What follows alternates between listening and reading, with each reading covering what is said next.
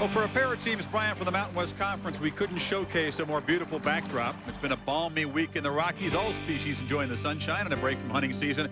And on the Front Range, where the mountains meet the plains, the football seasons of Utah and Colorado State are at a critical juncture. Hughes Stadium is the setting for a Halloween week Thursday night special. Tonight's winner gets a big treat.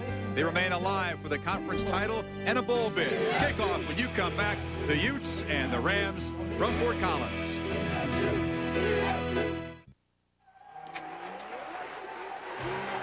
ESPN's presentation of Thursday night primetime college football is brought to you by Miller High Life, by E-Trade. It's time for E-Trade. And by Inspired Technology with a human touch. Nokia, connecting people. In the Mountain West Conference, they like to say that every game is a rivalry. These are old rivals from the WAC, meeting tonight with high stakes. Utah tied for the lead in the conference with their arch rivals from BYU. The Rams have had some early stumbles. Tonight is urgency. They must win, they believe, to keep their bowl hopes alive. Okay, Jerry, thank you. It is, as I said, a balmy night here. This is the best you can hope for. No wind, and that's often a problem here at Hughes Stadium. We'll keep an eye on it. It'll get colder as the night goes on. Don't worry. Utah wins the toss. They defer to the second half. The Rams will receive here as Golden Wetman, aided by the altitude, kicks off for the Utes. And that boot will go deep into the end zone. The Rams will begin at their 20-yard line. The Home Depot starting lineups will start with Matt Newton. Kirk highlighted his good ball game last week. Needs to keep it going. He's been a little bit unsteady. A local product from Colorado. Dallas Davis is the guy he'll look to. 40 catches, double the next highest total on the team. Very big offensive line. These guys average more than 300 pounds across the front. Very good at pass protection. So Colorado State, in front of their home crowd here, begins at the 20-yard line. McDougal, the sturdy back, set about 7 yards back. Play action fake. Newton to throw. It is caught. Stumbling around out there is the tight end, Corey Wolstenhume. Big guy. They want to work him more into the lineup. Utah on defense, very good up front. John Frank, number 1 of the Mountain West Conference in sacks with 9. The linebackers, featuring many of the Polynesian players on this roster. Kautai Oleva'o, West Tufanga in the middle. The secondary is excellent. The corners, Hill and Dyson, aggressive. They'll play man coverage. They're very good at challenging quarterbacks and picking off the football. So a short gain on the completion. There they hand off to McDougal on second down. He gets to the 25-yard line. It'll set up a third down for Colorado State. That's been an area of concern for the Rams. Well, they don't like to get into third and long. Kevin McDougal is a back that has been, we talked about earlier, he's been dinged up not only this year but his entire career, but he's a tough running back. He is a guy that's going to give you everything he has. When they get into third and long, they get into trouble. But here, 3rd and 5, they got a pretty good chance to execute. 27% on third down. That is not what any offense wants.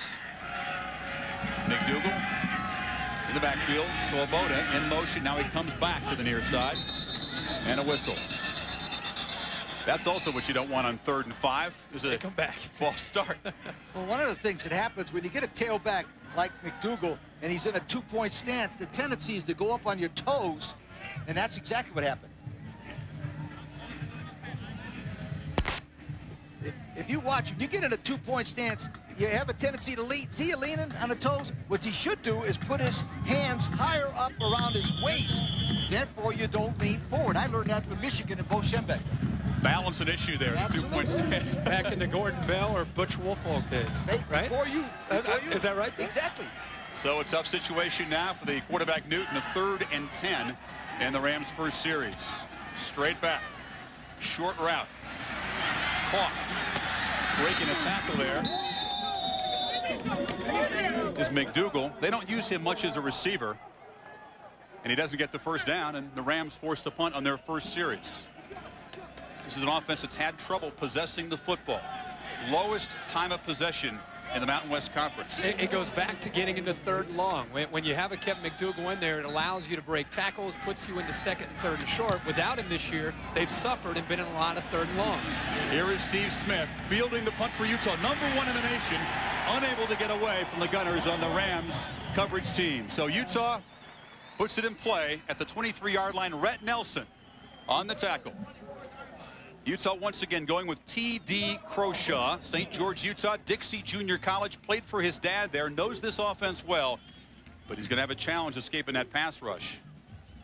Steve Smith is the speed burner. Look for Boo Bendinger to get a lot of passes tonight. Croshaw is his favorite guy, and these guys up front start with Kaufusi Park.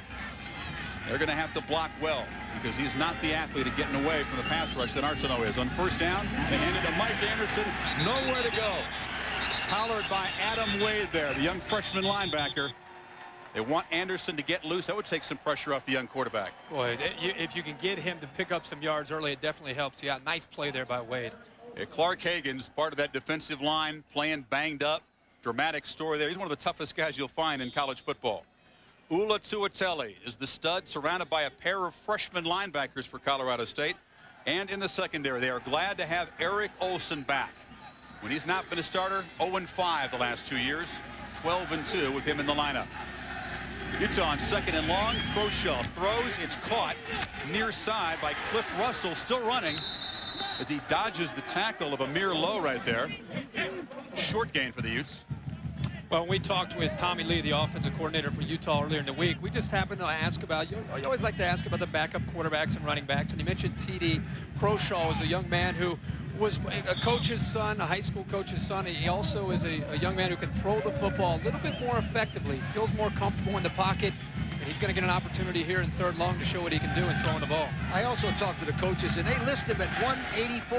Forget it. He's more 170. Yeah. 175. He's not a very big quarterback. The shotgun with Croshaw as the play clock gets down to 4. Big pass rush up the middle. They're calling it incomplete. Croshaw got the blitz up inside and got leveled. Ula Tuatele from his middle linebacker position. Tuatele slips right through the middle. One thing that Colorado State likes to do is they like to blitz. They're going to bring Tuatele right through here, and when they do, nobody picks him up. Croshaw very fortunate to have his arm coming forward, and that was going to be a fumble in great field position for the Rams. Page 14 of the coach's manual. New quarterback, go after him. Go after him. Put pressure on him. Pressure him and see what he can handle. So neither offense able to pick up a first down on the initial series. And Chris Hunter in the punt for the Utes.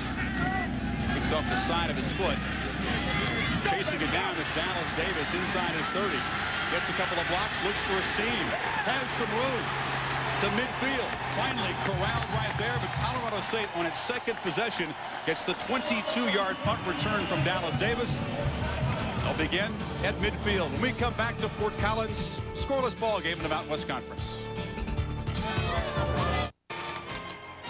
Nice evening here in Fort Collins, Colorado. You can leave the heavy coats at home.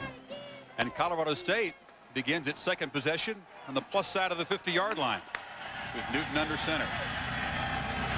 In motion, the H-back Woolston Hill. Newton, straight back, over the middle. Wobbly pass is broken up. Tennille Etheridge to bring him in nickel situations. Not one of the two corners we talked about at the top. Utah has a great pair of corners. Etheridge is their third corner. Sometimes gets picked on, but the nice pass break up there. Well, Matt Newton is a quarterback that at times has struggled with his confidence. One thing that has helped him is he and Clark Hagan are the only players on this team that have been voted game captains every single game. So that helps him believe in himself a little bit more. You see the 10 interceptions. Avoided one last week, and that was big in a win over Wyoming. On second down, little waggle. Again, broken up. Pass took a while to get there, and Jay Hill. 5 picks on the year for Hill. Excellent corner. Nice recovery. Jay Hill, number 5, is considered by many the Mountain West best defensive back. If you'll notice right here, he's got good reaction to the ball. The reason why he moved up there is he kept his eye on the quarterback and then made the good speed. Closing speed is so important, Kirk, and he has good closing speed. He is a technician. He's one of these guys that's always studying film, trying to pick up tendencies of the wide receivers. He's a very good cornerback. And on 3rd and 10, he's at the bottom of the screen watching Dallas Davis, leading receiver for the Rams. Newton tries the far side. Again, the pass broken up. 3 passes broken up in 3 attempts. One thing that Matt Newton's going to have to be careful of, and the Colorado State offense is going to have to be careful of, is they're going up against 2 very good corners as far as a tandem in this game for Utah. They're going to play a lot of man coverage, and they're going to force Colorado State to throw the ball like this to try to beat him and prove they can beat that man coverage. We also saw in the BYU game, this guy bird dogs. Every time he goes back, Newton does, he looks exactly where he wants to throw the football. And here's Dion Herenick for the second time. Very good at knocking the ball down inside the 20-yard line. One of the best of the country at this. Kicks it very high, gets a nice bounce, and there they go. The coverage team for the Rams doing the job again. Every single time. He's amazing. This guy's amazing. It's like your your 9-iron? 9-iron. That was a wedge. That was a pitching wedge. Did you stop the wedge on the green line? Absolutely. So Utah, once again, poor field position. We come back to Colorado State. There you get a good look at Utah's starting quarterback, Darnell Arsenault. Very competitive young man. Wants to be in there. He has had strep throat all week. It's been a short week for him. He didn't even eat anything all day today. But you have to believe before this game is over, he'll be in this game playing. Did not like the look of wearing the headsets there. He wants to be on this field. In the backfield, they hand the ball up the middle to Omar Bacon. He's the backup to Mike Anderson that would love to try to establish the running game. Downstairs to Dr. Jerry Punch. Doc? Guys, talking about Darnell Arsenault, he didn't just have any kind of strep throat. He had 103 fever on Sunday. Couldn't eat. They tried him on oral antibiotics. He couldn't swallow, so they had to put him on IV antibiotics. Between Sunday morning and yesterday afternoon, he lost 8.5 pounds of body weight. He didn't weigh that much to begin with, so very, very weak. If he does play, he will not have much stamina. Omar Bacon picked up 4 on first down, but rolling out, Croshaw caught at the 1-yard line. Gallimore, that's Justin, one of the 2 Gallimore twins there, coming off the corner, Lee. That's a perfect example of what you do against a young quarterback, right? We just talked about it. Blitz the guy, blitz the guy. Now watch him come from the outside right there and get the quarterback. Now the reason why Colorado State's doing this, Kirk, we both talked about it, young quarterback, go after him, right? Yeah, they're going to put pressure on him, try to confuse him. He is a guy that likes to throw the football, but he doesn't have a lot of game experience. And by disguising coverage and making him think, it puts him in an uncomfortable position. So they make the safe call on third down, just hand the ball up the middle instead of risking a safety. And the Ram defense bows up as Clark Hagens, better known as a pass rusher, makes the tackle there. There is a warrior. He has 33 career sacks, all-time leader for Colorado State. Coach and I had a chance to see him earlier in the year against BYU with Mike Tirico, and we were impressed with his effort. He is a relentless pass rusher, but he doesn't stop there. He also can make plays stopping on the run as well. The gentleman you saw on the screen was Larry Kerr, the defensive coordinator. He's got to be pleased so far. So Chris Hunter with his heels against the back of the goal line boots it out of there, and Dallas Davis 22 yards on his first return, takes it to the 45 again, shakes free. Nice return, and Colorado State winning the battle of field position at this point in the exchange of punts. I'd like you to join us this Saturday morning. We'll be coming to you from Jacksonville, Florida, the world's largest outdoor cocktail party. You guys just high-fiving in the booth there? I'll high-five that. Following that, Wisconsin and Minnesota in the Big Ten, and then Florida State and Virginia at 7 o'clock Eastern Time. And the Seminoles return to dominance. And the Rams cash in this good field position. They have the ball. First down now at the Utes 43. In motion, Davis in the pitch to McDougal. Not much on the left side of that Utah defensive line, although McDougal keeps careful. Yeah, be careful. He just keeps bouncing off of tacklers. All right, long yardage situation. I don't want to second guess it, but I'm first guessing, right? Be careful. Matt Newton is bird dogging, and that's why 3 passes in a row, the quarterback threw the ball and the backs took a jump. I would predict he'll have an interception soon. I want to be careful of your vocabulary here for those viewers out there. They're saying, what is bird dog? Okay. He's telegraphing his pass. He's staring right at his receiver. Just watch him. Utah defensive backs had no trouble recovering and breaking up his passes in the first series. McDougal again. McDougal breaks the tackle. Kevin McDougal in the clear inside the 10-yard line. McDougal makes a living running up the middle, that one for 33 yards. He makes a living. Kirk, you and I have talked about this all the time. He loves to go right and cut back left. Now watch, Kirk. He goes to the right, cuts back left. He is a back that loves to come back. He'll do it all night tonight. What I like about him is when he gets into the open field, he has the ability to break tackles, and he also has the speed to take the ball all the way to the house. And there he came up just a little bit short, but he is a powerful, powerful back. Left guard David Schode had a terrific block on the left side that time. So first and goal, McDougal will get it again.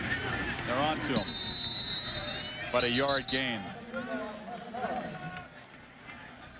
We want McDougal to be able to stay in this game. He was not there when you guys watched Colorado State get blown out by BYU early in the season. It killed him to miss that game. Well, to take him out, not only his ability to break tackles, just having him in the huddle is so important for Colorado State. Both these teams like to run the ball, and that sets up the rest of their offense, the play actions, the counter boot, and things of that nature. Steve Fairchild, the offensive coordinator from Colorado State, loves to fake McDougal and bootleg down in this red zone area. So 2nd and goal. This is where the Utah defense has been tough this season. They give up big yards. They bow up when the opponent gets close to the goal line. McDougal again. Shakes free from the first tackler, but not much room in there. Utah's defense has only allowed 8 touchdowns all year. 7 games, just 8 That's touchdowns. right. 4 runs, 4 passes. Extremely tough right here in the red zone. First flag of the night is a personal foul face mask against the Utah defense, which will move it close and give Sonny Lubig's team the first down. Garrett Smith in there on the tackle. Don't know if he was the guilty party. You can see what we talked about. Utah, pretty good in scoring defense. That's top 10 in the country, but they've given up a lot of yards. And if you look at Right red zone defense, 26%. Teams have been inside the red zone 19 times, have come away with only 5 touchdowns. So they definitely tighten up once the teams get inside the 20. They've had over 900 yards of total Last 2 offense games. the last 2 games. They're Only not give giving up 3 touchdowns. They better tighten up right now because it's 1st and goal for 3, and McDougal's in the backfield. He has the ball. Cutting back down to the goal line. Will they give it to him? No, they'll spot it short. When he turns his shoulders and he runs downhill, it's amazing to see him. He's only 205 pounds.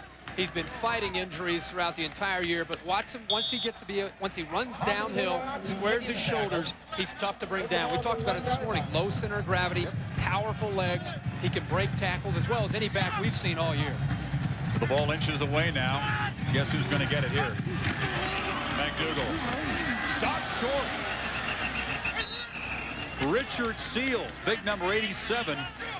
Use him as a backup nose tackle. Comes into the goal line defense. Good penetration. You don't like the one back. Wait a minute. One back. No, wait a minute. Not a The lead. guy's on the 6-inch line. The quarterback weighs 215 pounds, and you can't run a quarterback sneak. It's wrong to take the ball back without a lead blocker. I've been saying that for 7 games now. 7 weeks. Thank you. 7 weeks in a row. 7 weeks in a row. People obviously, coaches, maybe Mississippi State and Kentucky's watching. I hope they watch. I'm telling you. Maybe next week they'll be ready, right? Every week you get on that. It's 6 inches away. You know what's amazing is there's other teams that score besides quarterback sneaking down inside the red zone. Yeah, but they always have a lead blocker. 90% of the time. Not always. Well, we'll see. The tackler there for Utah, Richard Seals, is the injured player. Can I say Seals, one a more half-brother thing? to Eric Dickerson. Wait, say one thing. The right guard, Lancaster, weighs 315 pounds. The left guard is he weighs 315 pounds. You got a quarterback that's 215 pounds, and he can't make this much? Why take the ball back? This much? How far? 6 inches. I know you feel telling you. there is perhaps no issue in the world that Lee feels more strongly about than the need for a lead blocker on the goal line. Well, that and quarterback sneaks. Quarterback sneaks. Under Safest play. 1 yard. Now they need a full yard on 3rd down. Now you give it to McDougal. Well, McDougal's back there. Already 6 carries on this drive. For the tough guy, this makes it 7. And he walks into the end zone. Touchdown, Colorado State. I'm going to show you guys why he got a touchdown this time. He didn't have the lead back. Yes, he did. Oh, he did? The H-back in Number motion? 17, Leon Smith came back in motion. And watch the right side of your screen right here. Leon Smith will come back in motion. And there's your lead blocker. He kicks the guy out, and he gets it in the end zone. Thank you very much. Well, Leon Smith is an H-back, but he's a guy out of Michigan who just flat-out blocks it. He gave Lee's wish. He sealed that 9 gap, Coach, but he ran it inside the 8. He's 6'4", 265 pounds. No wonder they got it in. C.W. Hurst on for the conversion. Knocks it straight through. To the Rams. Jump on top, 7-zip. Their bread and butter, McDougal. Leon Smith, what a play. Watch it. Leon Smith, 6'4", 265. McDougal scores.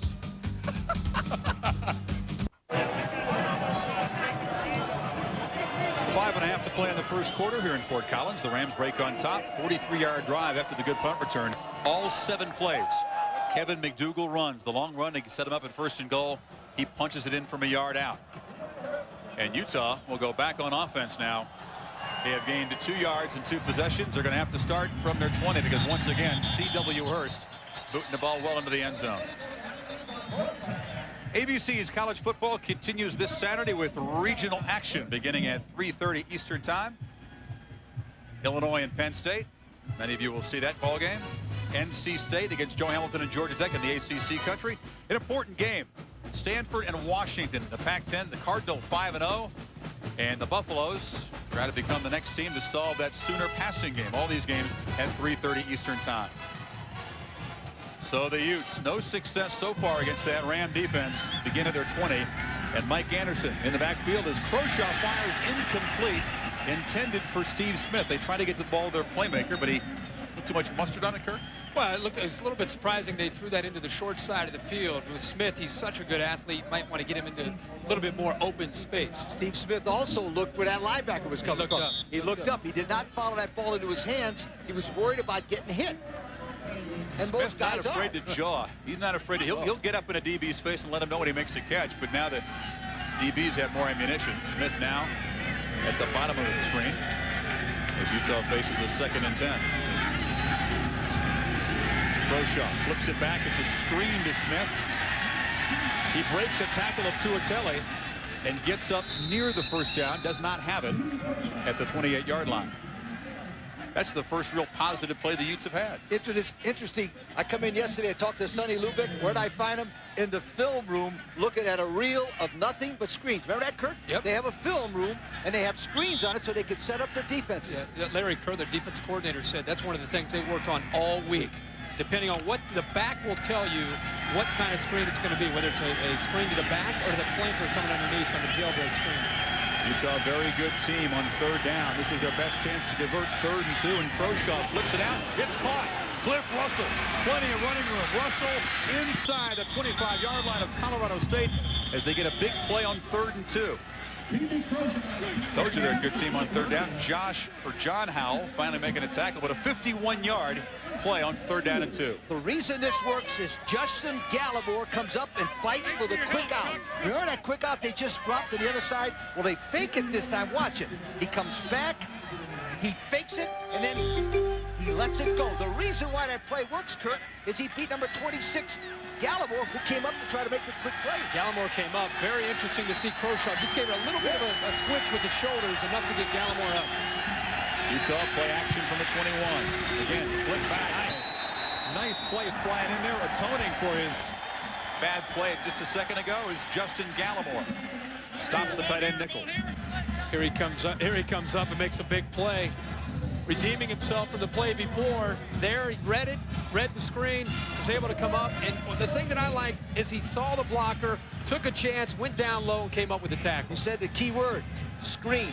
Yep. They worked all week, and you mentioned this, all week on every kind of screen that Utah has. And it looks like that's 2 different screens we've already seen. And they've stopped both of them. Yep.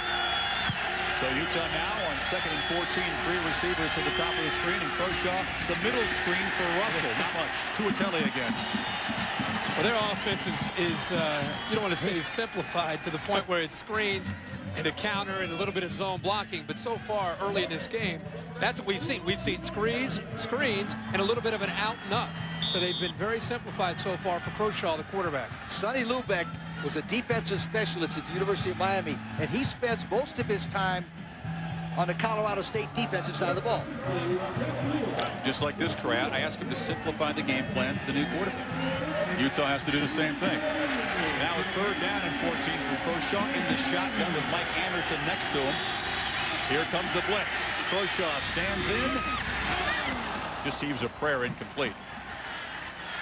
And he got rocked in the blitz by Sprague. 3rd down situations. Colorado State has done a good job of trying to put a lot of pressure on Croshaw. Again, it gets back to that theory of trying to confuse a young quarterback, try to give him a bunch of different looks, disguise coverage, and then come after him on 3rd downs. That was a nickel defense, meaning 5 defensive backs. Sprague is a nickel back, and they blitzed off of it. Nice little coaching maneuver. So Cletus Truitt In for the field goal. He replaces Wetman, who started the season as the #1 kicker. This is about a 42-yarder. Truey is true. Knocks it through. And Utah answers Colorado State's touchdown with a field goal with 2:53 to play in the opening quarter. Down to Doctor Jerry. Guys, you're talking about Sonny Lubick being a defensive mastermind. Basically, as of last Saturday, he has now taken over the coaching of the defensive backs on the sidelines. Why? Because defensive back coach Ron Lee is upstairs. As of last Saturday, defensive coordinator Larry Kerr came down to the sideline. There's a look at Larry right there for the first time in 7 years to try to get the defensive plays in calls in earlier against Wyoming's hurry-up offense. The defense was so inspired by having Larry on the sidelines that he went to the head coach and said, we want Larry down there every week. And guess what? He's here again. He's there again tonight. You know, Doc, what's funny about that, we met with the coach, and Steve Fairchild, the offensive coordinator for Colorado State, said, good, that's very good. Get Larry downstairs. He's too loud upstairs in the booth with me. And I said to Larry Curry, will you do it again? He said, yeah, we won. I said, yep. As soon as they lose, he's going back upstairs. It's like a pair of socks or wristbands. You know? All coaches are superstitious. Are you superstitious? Absolutely. There's nobody more superstitious than Ron McBride. We'll tell some of his stories later on tonight. So Golden Wetman back to kick off. Again, aided by the thin air here. You ought to be able to kick the eyes off the crossbar. But you should be able to do that up here, guys. Sure. How far would Janikowski kick it if he played here? Out of the stadium. Off the scoreboard here. I think, I think he can get it up and over the scoreboard. 3-run homer. The big fella's got the shoe this week. Is he going to be all right? Yeah, you know why? They packed the right shoe. You know why, Chris, he missed all those field goals, my favorite kicker? Yeah. He took the wrong shoe to Clemson. Do you know that? He took the wrong shoe. I knew it wasn't going to take long for the topic to turn to the Knowles here in the first quarter. Colorado State back on offense. They don't have the field position this time. Beginning at their 20. Play action fake. Newton. Looking far side, making a catch for first down yardage is Pete Redstock. Cherry Creek High School. It's the same high school that Newton comes from. That's a great program here in the state. Newton won a state title there in '94. Redstock comes from that program as well. You're going to see Newton continue to try to get outside a corner on the boots, and the reason that's successful is because of the way they're able to run the football with Kevin McDougal. Interesting, they've brought in the young man, Rashawn Sanders, who gives him a lot of quickness, and it's a good change of speed from Kevin McDougal. He's more of a slasher with great speed and a burst. He's the true freshman from San Diego. And he gets his first carry of the night. He fumbles the ball. They rule him down. We heard a whistle. But Sanders stripped of the ball in his first carry, and you can see that McDougal would like to get right back in there. McDougal's a guy that brings the dimension of breaking tackles. If you miss a block, sometimes he makes up for it because he can make a guy miss him. With Rashawn Sanders, he brings the ability to hit the home run, but he doesn't have that ability to break the tackle. The reason why he fumbled that ball, he's trying to switch the ball inside the short area. Now, that's a freshman mistake. Once you get the ball inside the 6-yard line, or 6 yards, you keep it with 2 hands on the football. He made the mistake by trying to switch it. That's why he dropped it. Richard Seals for the Utah defense. Backup nose tackles made a couple of big plays, and they had to hit on the goal line against McDougal, forcing the fumble there. And down for Colorado State is Jose Ochoa, the tight end. Who's going to be helped off favoring that left ankle. All right, everybody keep their eyes on Sanders. He's got the ball in his right hand. He's now going to try to switch it to his left hand right there. That's the mistake. That's why he fumbled the football. He should have had 2 hands on the football. You're all over it, baby. Well, I can see that. I see it. Well, Sanders remains in the ballgame now on 2nd and 9. Play action fake. Newton, nothing doing. He's dropped by Seals, who's having a monster quarter.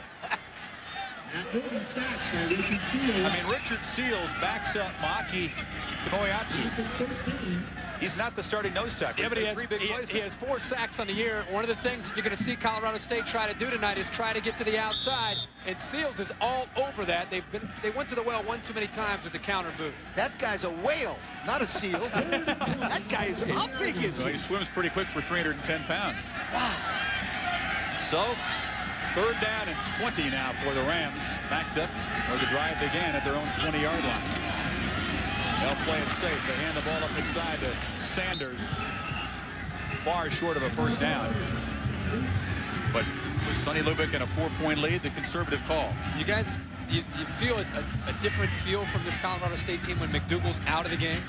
Now you know why when he's missing and he's injured and he's on the sideline permanently, it's a completely different look from this team. They look a lot better than what the team we saw at BYU. Don't you think? Yeah. Well, here's a chance now for Utah's Steve Smith to return a punt. Number 1 in the nation. Dion Harnick kicks the ball very high, kind of short.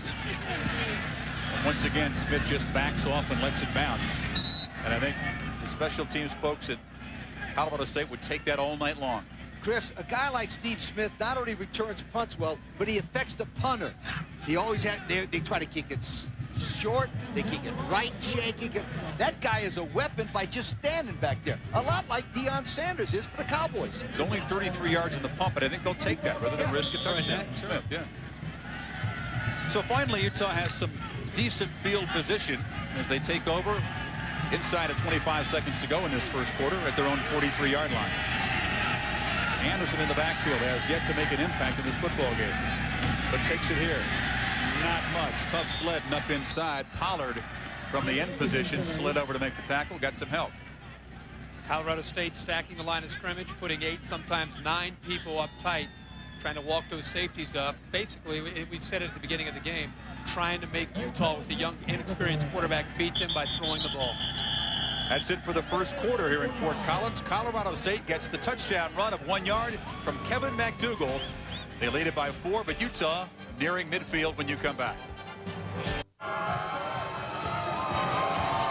We got cutoff t-shirt weather on a late October evening here in Colorado. I'm disappointed. I wanted my flatland friends here to really experience the full-on winter chill. Utah from their 45 on second down. Anderson breaks free. First down to the Colorado State 45. That's what Utah's offense is based on. Is they've got to be able to get Mike Anderson going. No matter who the quarterback is, they've got to be able to establish the running game, and that means the offensive line is going to have to do a much better job here in the second quarter. Haven't done much on the ground. In fact, of their 59 total yards, all but about 8 came in that one pass to Russell that set up the field goal. First and 10 at the Rams 45. Play action. And he swarmed under. Croshaw never had a chance, and once again the blitz package gets him. Now the reason why they got to him that time is number 56, Michael Richardson, the right guard, will pull out. And when he pulls out, watch the right guard, as he pull out, he will miss his man right there and cause the play to be a failure. He had to break down a little bit and make a cut block and not just fall right over the guy. Jamie Bennett took full advantage of that out of Cleveland, Ohio, St. Ignatius finest. Their first sack of the year. So Utah continues to have trouble on first down. They're averaging negative yardage now on first down. Sets up a 2nd and 18 and the whistle before the snap. Aha! Michael Richardson and Michael Anderson, excuse me, did not listen to the show. He was leaning. Watch him. He's been out there since the Start show. of the snap. False start. Offense. 5 yards. Remains second down.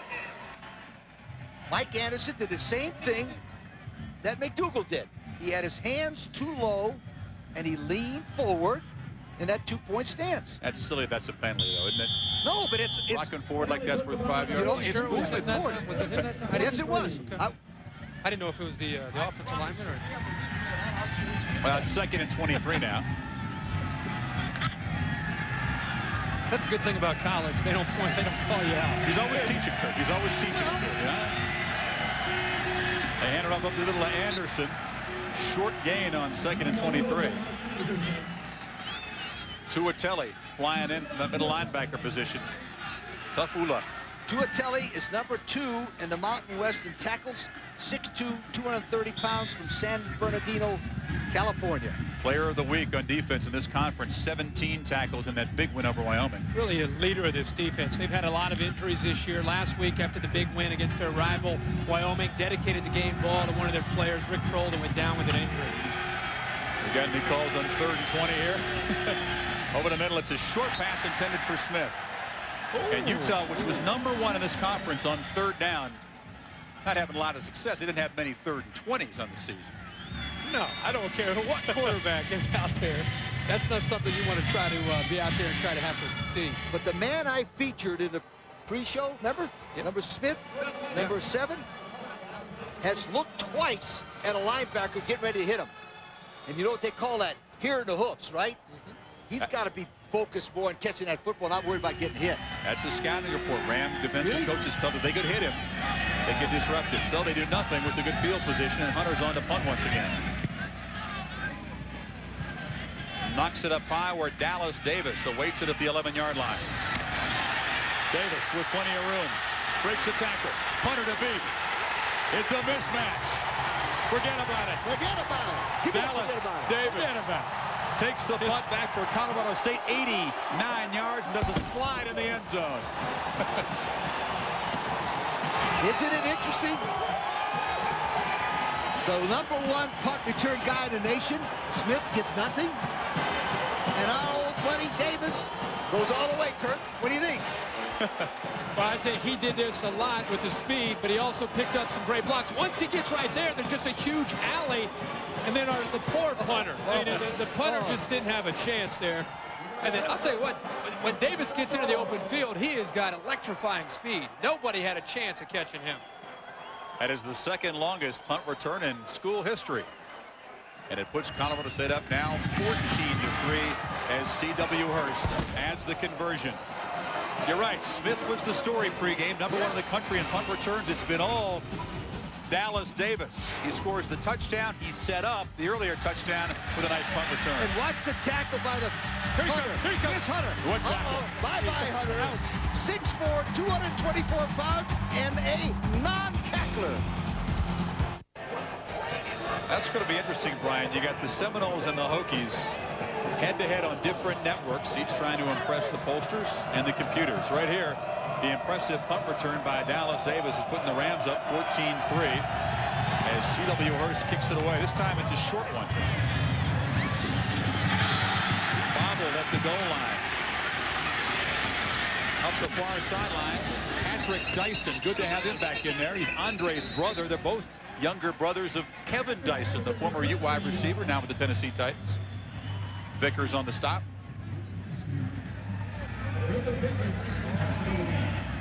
And Croshaw trotting out. We thought we might see Arsenault, who was warming up. The starter, too ill to begin the game, has got to be eager to get in there right now, trailing 14-3. Keep a close eye on that. He is a player that wants to be out in the field at times. They've hit his helmet from him just to keep him away from getting back out and playing in games. Anderson on first down. Once again, big Ula Tuatelli's got him on the shoulder pads. We talk about Kevin McDougal on the offensive side for Colorado State. I think on the defensive side, it's Ula Tuatelli. He did not play against BYU earlier in the year. It was a completely different defensive mentality. We met with him yesterday, and he just has that look in his eye that great linebackers have. He loves the contact. He loves to come up and get involved in that. And he's a guy that is very inspirational. The reason why he makes a lot of tackles is their defensive linemen are keeping the offensive linemen off of him. 2nd and 7, Croshaw overthrown. He was looking for Cliff Russell, who was well covered by Justin Gallimore, who spent the better part of the ball game trying to atone for that mistake earlier. Jerry? You've been talking about Ula Tuatelli. You know, he missed the BYU game, our Thursday night game. He had a dislocated kneecap and had to have arthroscopic surgery. But sitting home watching that game, he realized how much he missed being able to be a part of the football program. The trainer said he came in on Friday, and they've never seen a player more possessed with more desire to get back on the football field. He rehabbed in 4 days and was back in practice in the middle of the following week and only missed that 1 game. I had that same injury, Doc. I missed about 4 years. 3rd and 7 now, the shotgun for Croshaw. 1 on the play clock as he gets the snap. Over the middle. That's a short gain. They're not going to give him first down yardage. Russell at the 39. But once again, Utah will have to punt. That's just outstanding defense. Larry Kerr, defensive coordinator, talked about it. Keep things in front of you. There, Utah's got to have a better idea of where the first down marker is. Get up to the 40-yard line. There, they came up a yard short. David Vickers, a redshirt freshman, is only 205 pounds. He and Wade, the other linebacker for Colorado State, 195 and 205, smallest linebackers I've seen this year.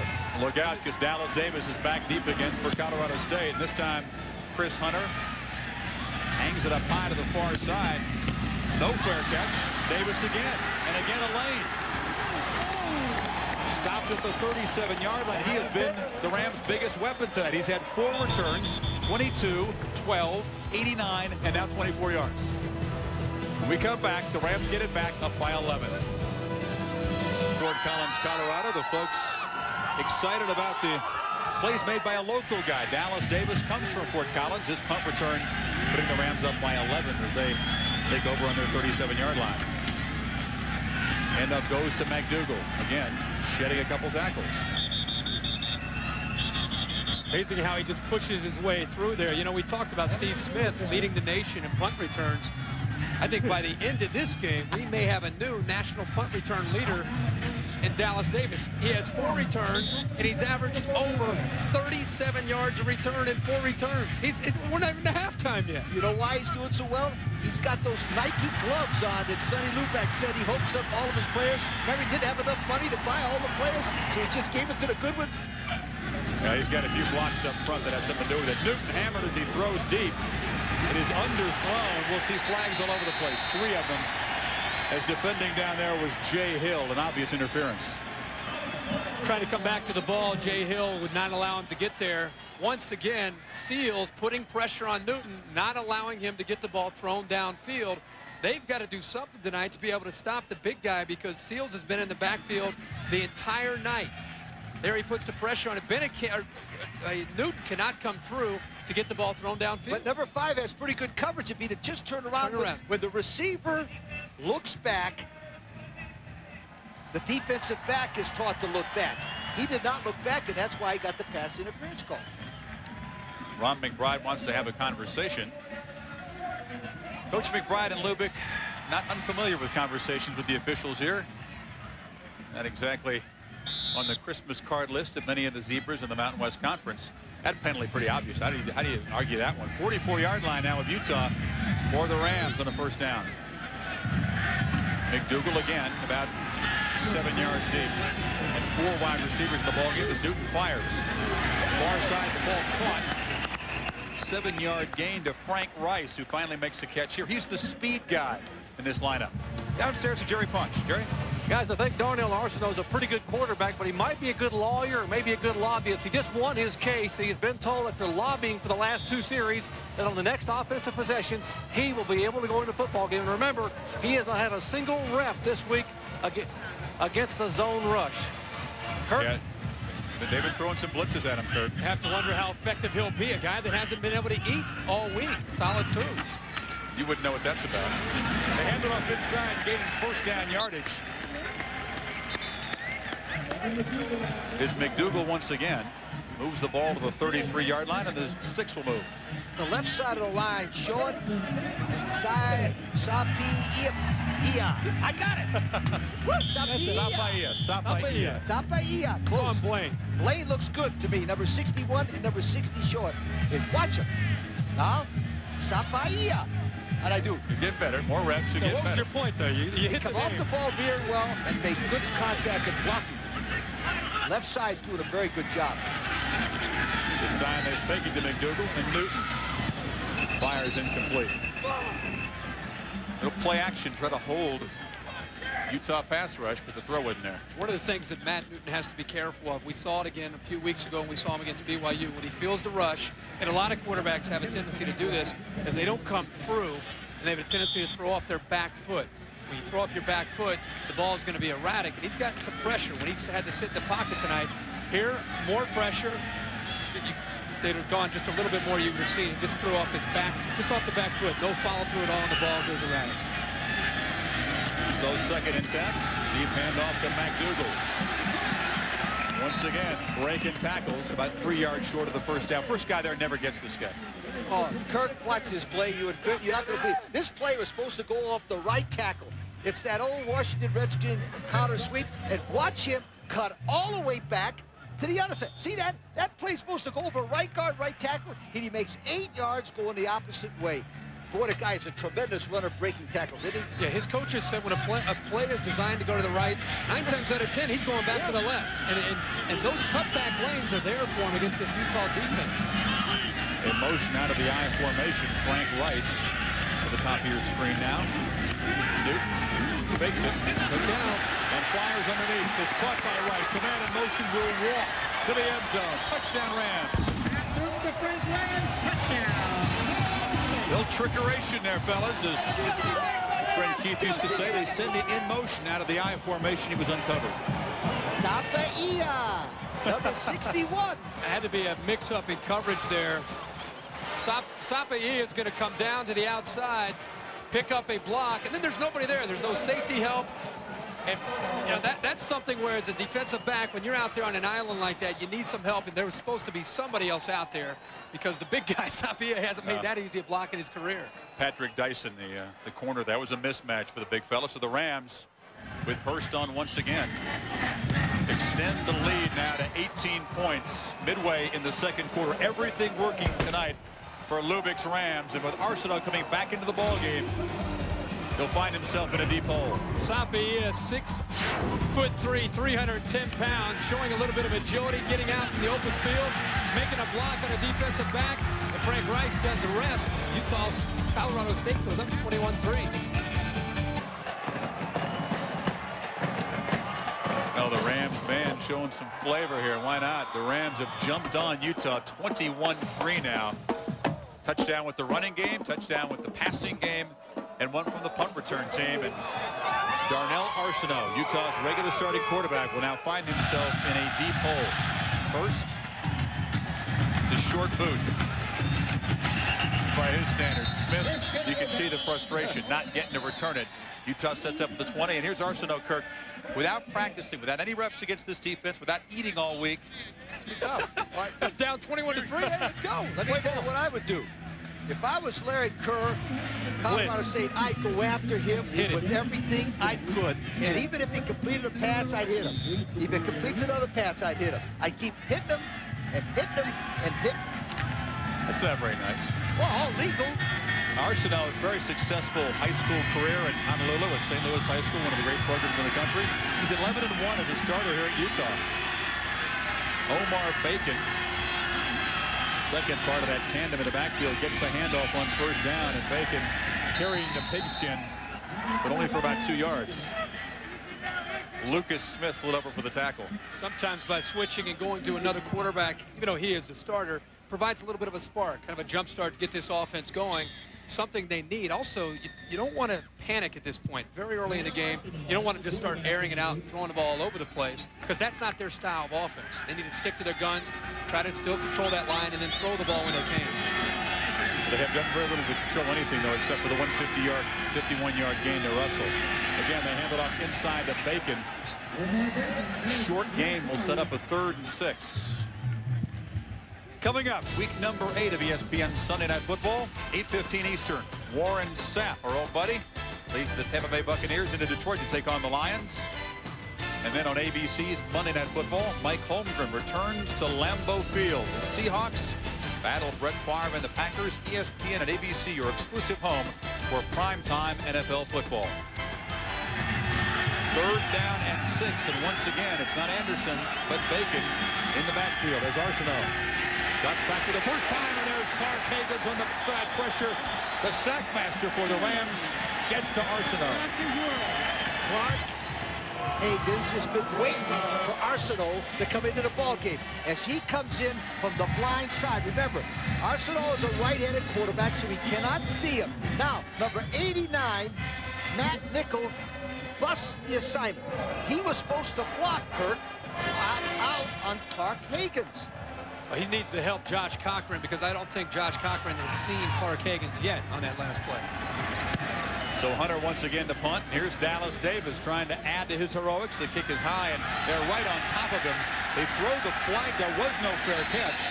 As Davis gets it back to midfield, guys, here's your chance to talk about your favorite That's rule. a good one. That's your Kurt. That's my worst. It's the worst rule in college football, but in this case, that was a good call. I mean, I can't believe he was able to catch the ball there. Now, Sheldon Deckert was right down there on top of Davis, and that is a classic violation of the 2-yard halo rule. What drives me crazy is when a guy gets blocked into the halo, and they still call it. There, that was legit. And they also tack on a personal foul face mask as well. This will really be damaging, as the Rams will have tremendous field position. How about Dallas Davis? He's not getting a fair catch. I mean, he's averaging 37 yards a return in 4 returns. You think he's got a fair catch? You guys are giving credit to the gloves and his speed. I tell you what. How about the blocking? Nobody's been close to him. Brian Schneider is the special teams coach for Colorado State. His guys know what they're doing up there. And they do tack on that personal foul. The 15-yard face mask penalty sets up the Rams now at the Utah 35. The last thing Utah needed. All right, my friend Kirk, watch number 89 right there. He's supposed to block. He's supposed to block Higgins. Look at that.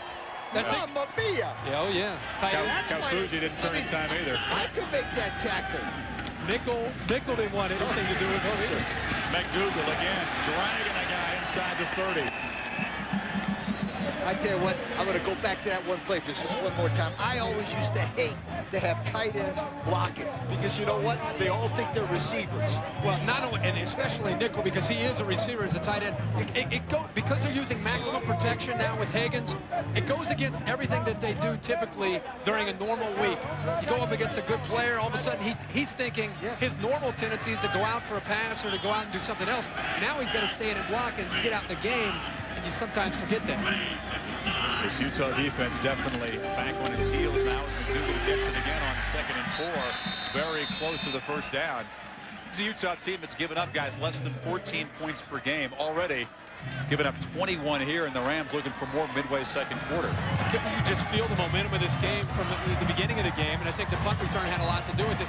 Colorado State is a team that now that they've gotten a little healthier. Last week's winner of Wyoming really helped build confidence. In this first half, they've continued in that same vein. Well, the reason why Colorado State's offense is so good is because Utah's defense hasn't put any pressure on the Colorado State defense, and they're out there all the time. I mean, he can't keep the ball away from Sonny Luback. Has got a much better looking football team this week than the one we saw at BYU in the opener. Much better. First down now at the 25.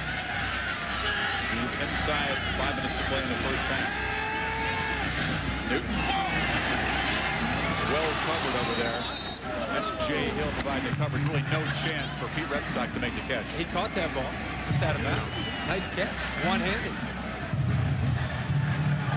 Caught it, but it wouldn't have. Oh, yeah. Got to have the foot down. I mean, he almost hit the cement wall there, but he caught the football.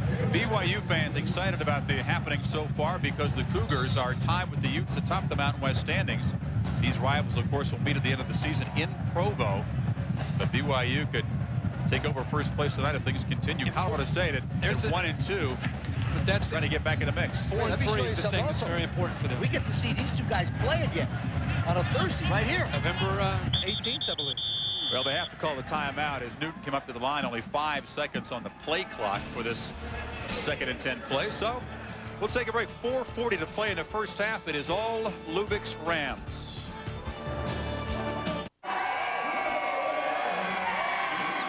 Well, Halloween's 3 nights away, but something tells me that guy didn't pay attention to the calendar. He's like that most nights. Mustache there was real. Rams on 2nd and 10, handed off inside. Now McDougal, and this time Seals and company.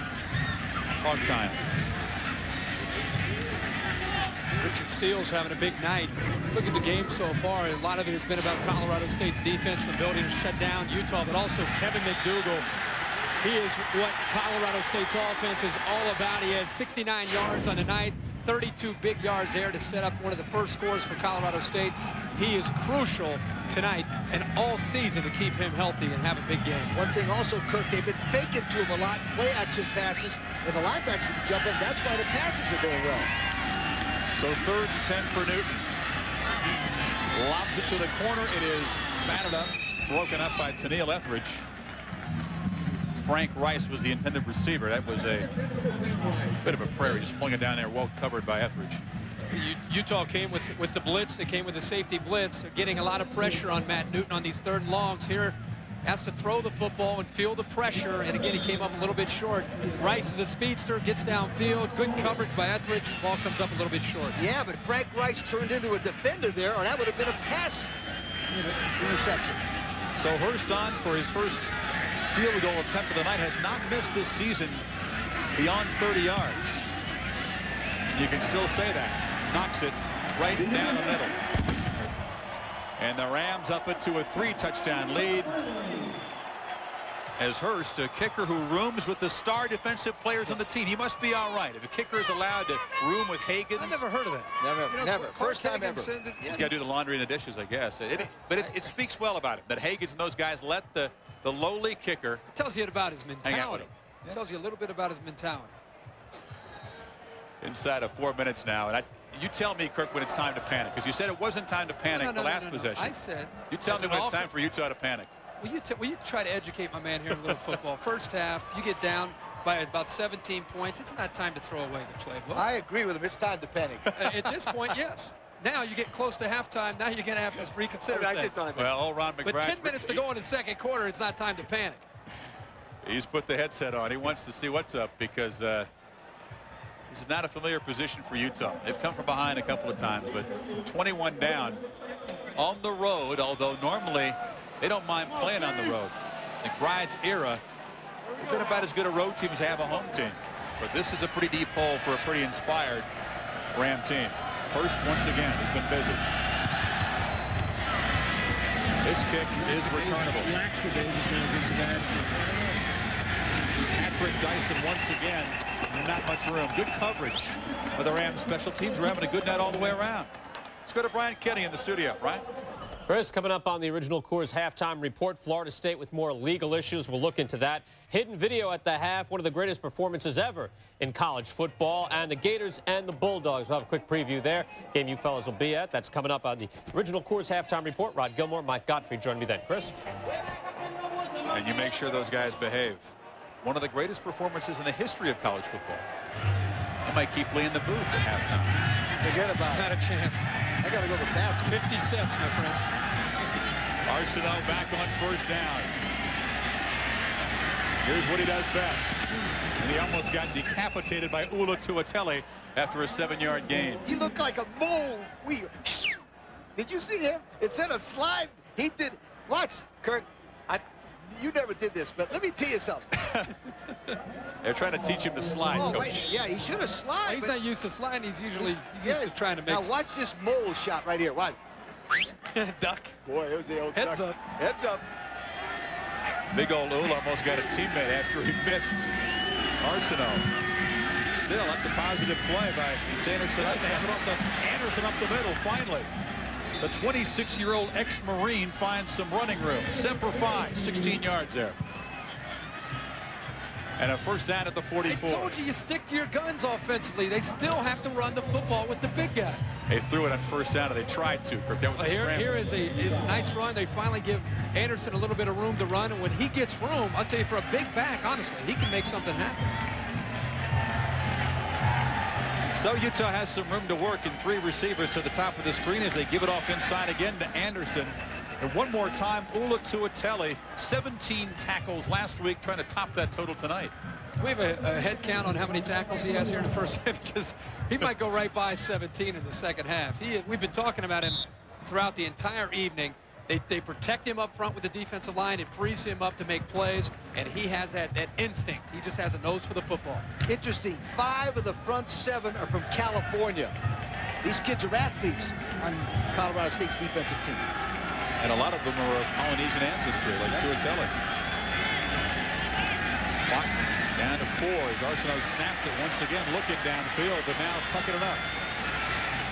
He didn't slide, Coach. He also didn't get the first down. Now he'll call timeout as the second quarter clock winds to 1:49.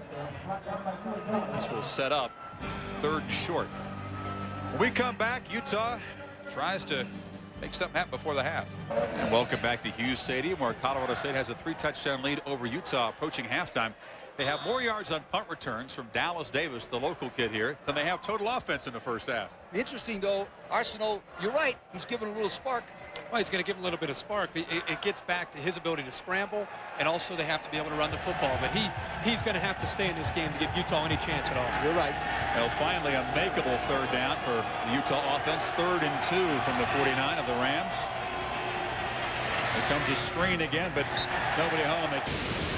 touchdowns. Excuse me, Chris. This is my favorite play. Watch, they'll fake a screen both ways. The tight end, nickel, will stay right there. You see it right there, Kurt? Nice drawing, Kurt. And then he comes in and sneaks, but watch him. Are they umpire? I'm telling you, are they well prepared? They're all over it. They're all over those One screens. thing they worked on.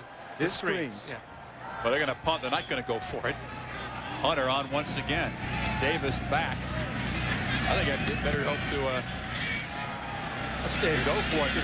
Kick it off to this kid. This time the ball bounds out of bounds on the far side. No chance for a Davis return. That's one way to diffuse his ability to return it. Just kick it into the end zone. He can't do anything. We apologize for the momentary technical problems here at Hughes Stadium. Welcome back now with 1:35 to go in a half. Obviously, McBride is not panicking. He did not choose to go for it on 4th down and 3 there, down by 3 touchdowns. I agree with him. I agree because I tell you what, the way Colorado State's playing right now, especially up front, Kirk, Chris, Colorado State is winning this one with the offensive and defensive lines. They're beating them both sides of the ball. Up front. Dominating in the trenches, yeah. Up in the trenches. I don't know how that makes a case for not going for it. They hand the ball to Sanders on 1st down. He'll lose a yard. And the clock will wind down as Utah so far has elected not to take timeouts. Minute 20 and counting until halftime. Coming up on the Original Coors halftime report, Brian, Rod, Coach Gottfried in the studio. The Blitzers will check in with the big ball games of the weekend. Alabama has some injuries. Florida State some more off the field problems. And a report card. Not a great week for Bama to have some injuries with Zhao and Alexander playing that Southern Miss defense. Amen to that. Good point. So they run the play clock down to 2 and hand it off inside to Sanders. He's the speedy back. Breaks it across the 40-yard line. The clock will stop now. After the 22-yard gain, 46 seconds to play. Do they take a shot deep here? No, Chris, I want to go back and explain to you why Ron McBride did not go for it. Because if he'd have given the ball to him on the 50-yard line, they'd be kicking a field goal right about now. Coach, but you're down 3 touchdowns. You'd be down 4 touchdowns, sweetheart. He's lucky if he gets in there with 3 touchdowns. I don't know. I think with 3 yards to go, I'd give it a shot to try to cut into the lead here. You got Arsenault. He could scramble and make plays. Now you might be down more anyway, although the Rams have now let the clock run after the chains were moved. So inside of 30 seconds, and apparently they'll play it safe here. Newton hands off again to Sanders. There you go. Dive near midfield. They rule no fumble. And the clock will now wind down. You can see this young freshman back's going to be great, but he has a tendency to have that ball out there, and he carries it loose, and he's dropped it twice now. Also, another point, he has his left hand wrapped. I never liked the running back with a hand wrapped. Utah very little against the Rams defense. They find themselves down 24-3 at halftime. Back now to Brian Kenny, Rod Gilmore, and Mike Gottfried in our studio. Fellas? One of the true warriors in college football, Kevin McDougal, can't recall what it's like to play a football game without pain. Leading rusher in the Mountain West Conference with 69 yards, and Ula Tuatele leading a very dominant Colorado State defense in the first half. They are handling a Utah team that was 26th in the coaches poll this week, just on the fringe of being ranked that they could get this win, but it's been an emotional night. Great special teams play as well from the Rams. So much has stood out for Colorado State here in the first half, but the one thing for me has been their defense. Ula Tuatele has been dominating up front, and the fact they've been able to pressure both quarterbacks, I think, has had a lot to do with the success they've had. Only giving up Utah 3 first downs in the first half. I think Colorado State's winning this football game up front. Physically, they're running the ball. They've got 91 yards rushing. Utah's 35. They sacked them more. And I tell you what, like it or not, Colorado State wants to win this game more than Utah. They got more juice to them, more fire to them. That's exactly the way I see it. Well, in a short week, these teams played last Saturday. Juice and fire go a long way. This has been an up and down Rams team, and you can see the dominance illustrated right there. The Rams avoiding turnovers. When they do that, they're pretty good. 139 yards is not a lot. McDougal has 69 of them. But if you take away one Utah pass play of 51 yards, the other 27 offensive snaps have yielded 52 yards. So a very steady, consistent defensive effort by the Rams, who will kick off to begin the second half. Utah could use a special team spark of its own on this kickoff return. We'll see if Steve Smith, #1 punt returner in the country, but held in check tonight, can do something on the kickoff return. Nope, not when you're going to kick it against the pylon of the back of the end zone. Hurst once again doing his job. We talked about Tuatelli and everything he's been able to do in the first half. Tuatelli is a very aggressive linebacker, 6'2", 230, and he's active. The thing I like about him is his instinct. He knows how to time his blitzes. Here he's sitting in space in zone, realizes that Arsenault's going to take off, comes up to make the tackle, and there he is again. He's able to shed the block, has a nose for the football. He is the true leader of this Colorado State defense, and it's a different team and a different attitude when he's in the game. And he's looking right at Mike Anderson in the first play of the second half, but Anderson has running room. Anderson near midfield in the first play. If you want an emotional spark, it's a good start. They must have heard of you. They run right at Tuatelli. Right at him. Now, you watch the offensive line come off the ball real good, but they get Tuatelli going one way. Got him to flow. Got him to flow, and Anderson hits it up the middle. Boy, that's a terrific play. Remember, one thing that's important. You said it wasn't over. It might not be if they could get something on the scoreboard early in the first 6 minutes. That's right. And they had 35 yards rushing in the first half. They get 27 on that play, and they try Anderson again for a short gain. Flags flying after the play. It was a scuffle between Steve Smith. We said he likes to jaw, and he was getting into it with some Rams DBs. You can hear the crowd oohing and eyeing as Smith comes to the sidelines. We'll sort the flag out. I think they're going to get Smith here. It is going to be a personal foul against the big play guy for the Utes. Exactly what you did not need after the nice first play of the half. He and Justin Gallimore are going to get into it a little bit here. Here, a little cut block comes down, gets on top of him. This is where the trash talking starts. Gallimore gives him a little piece. Now, depending on when the whistle was blew, I think when he went back after him was probably what called the 15-yard penalty. And no question. You know why that happens a lot? Frustration. This is the guy we talked about in the pre-show. He's going to be a great player. He's done absolutely nothing. It's your guy. He's my guy, and he's done nothing. Well, he's out of the ball game right now. And by the way, T.D. Croshaw is back in at quarterback. He started the game, was relieved by Arsenault. Now he's back in there, and he hands to Omar Bacon. Short gain on 2nd and 22. So they go back to Croshaw. Arsenault ineffective in his brief appearance. And 42, making another tackle with Tuatelli for Colorado State. That really hurt Utah because they came out of the gate in the second half. They had a lot of momentum. They picked up a big gain there by Anderson, and then the setback of 15 yards. Now instead of having a second and short, now they're looking at third and a very, very long 18. It's like having a balloon and sticking a pin in it. Finally catch a break, and it comes all the way back. Smith still out of the game after his personal foul penalty. This is the guy it looked to on 3rd and 18.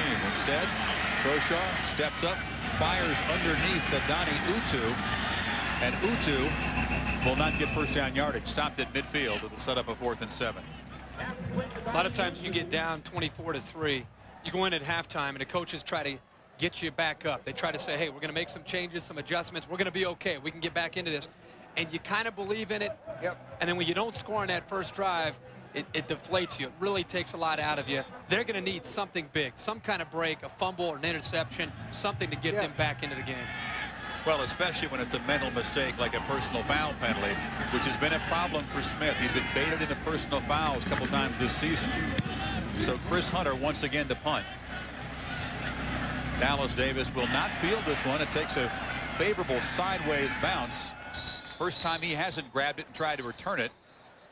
And the Rams will start inside their 5-yard line.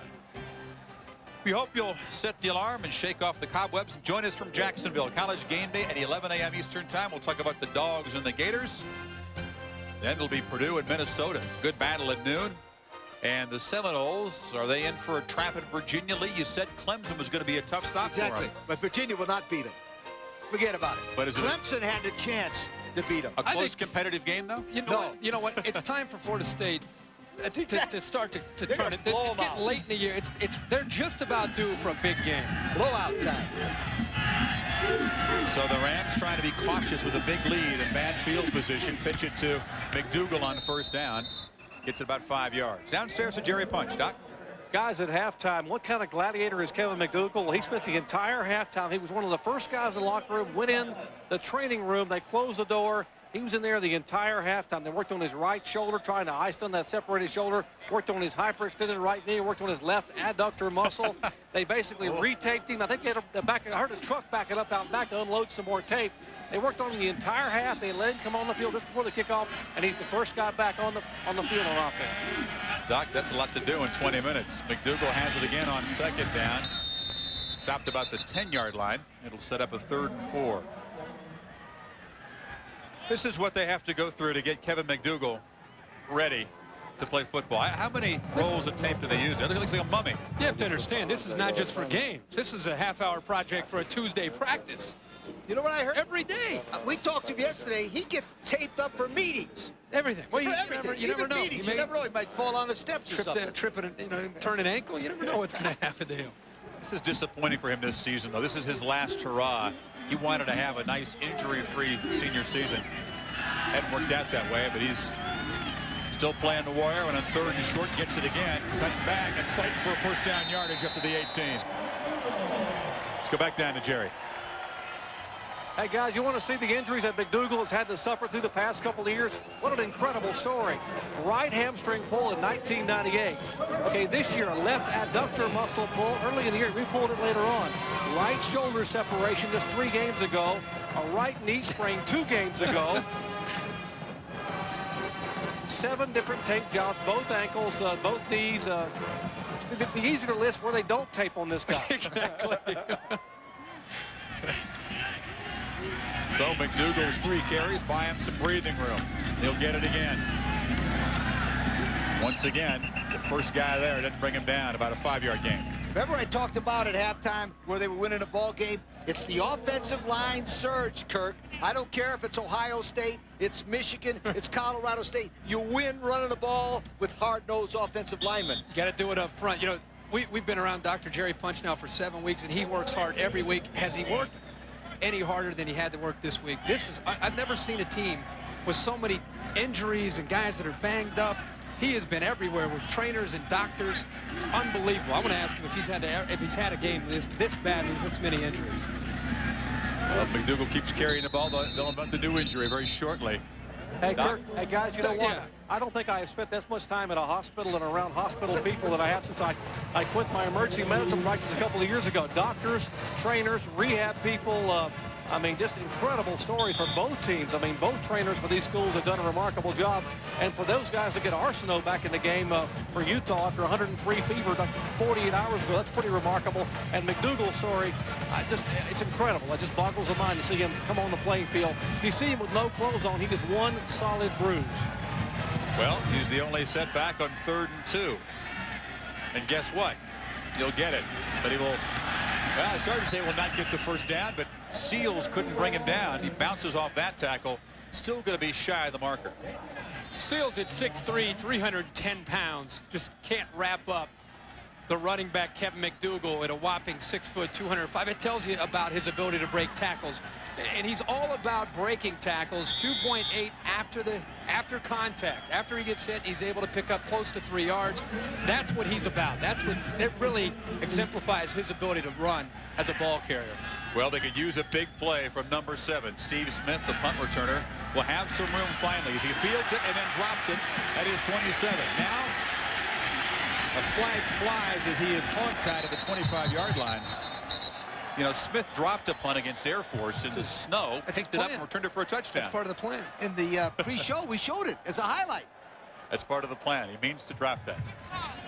Again, some tempers here. Gonna move him back as the officials sort out the flag.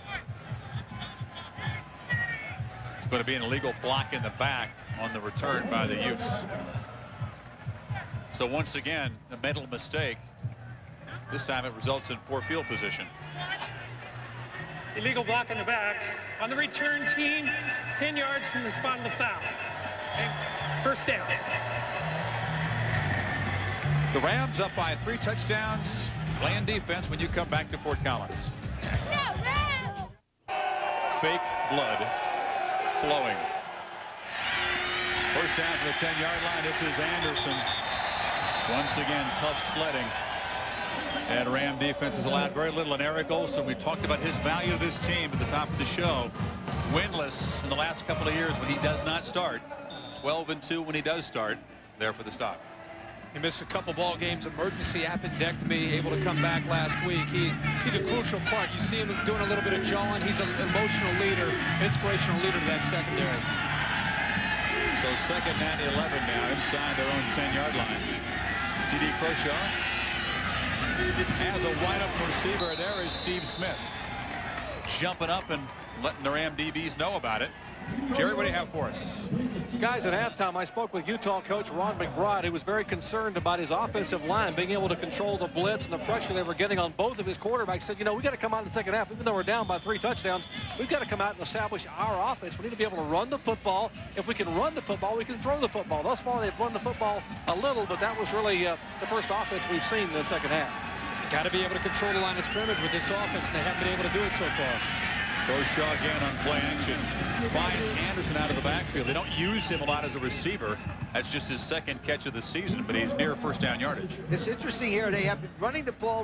Now they put Anderson right through the line into the flat, number 22. And what he does is he beats the linebacker out there because the linebacker's one-on-one and can't catch him. Anderson's quicker. Nice play by the Utah offense. Nice scheme. Did not get first down yardage. Such a second and short. That's a wrinkle they would not have seen on film, Coach. Right. They haven't shown that all season. Anderson, first down, a lot more. Up near midfield as Gallimore tries to wrestle the ball free, and Olsen is there on the stop. So this is just nice blocking. We've been talking about Colorado State controlling the line of scrimmage on both sides, winning the battle in the trenches. Here and there, here's you're going to get a good feel of the cutback now for Utah and Mike Anderson. We've seen McDougal do it all night. You get the flow of the defense moving off to the left, breaks the tackle from David Vickers, and he gets into the secondary.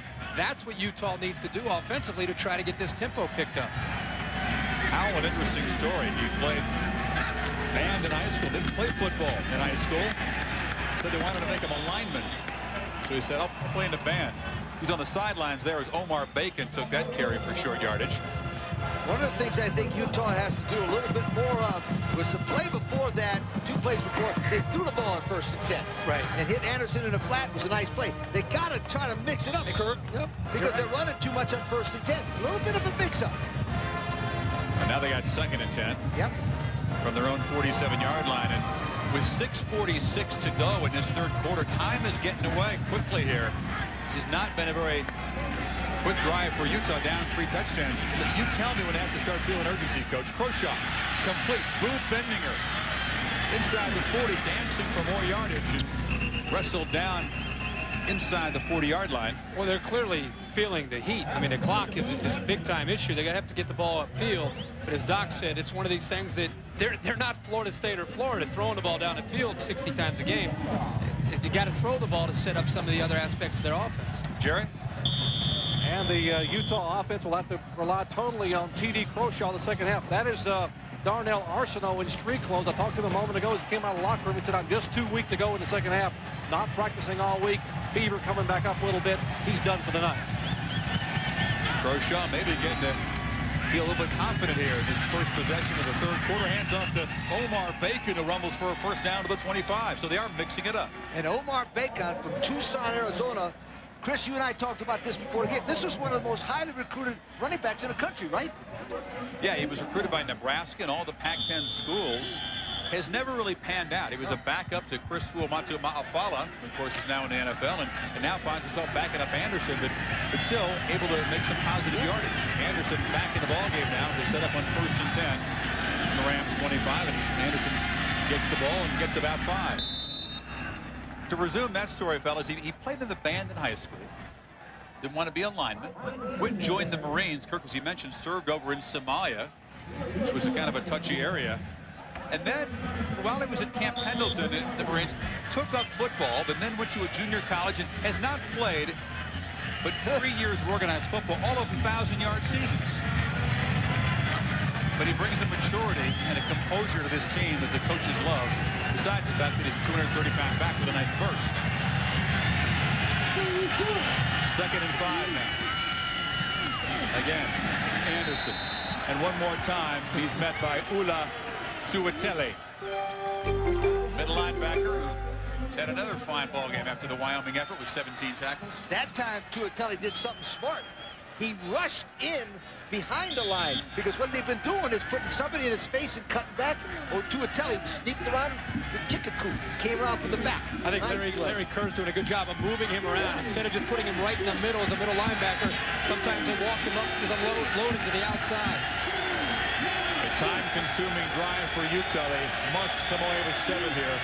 And on 3rd and 4, Groshaw fires, first down yardage. Boo Bendinger near the Ram 10-yard line.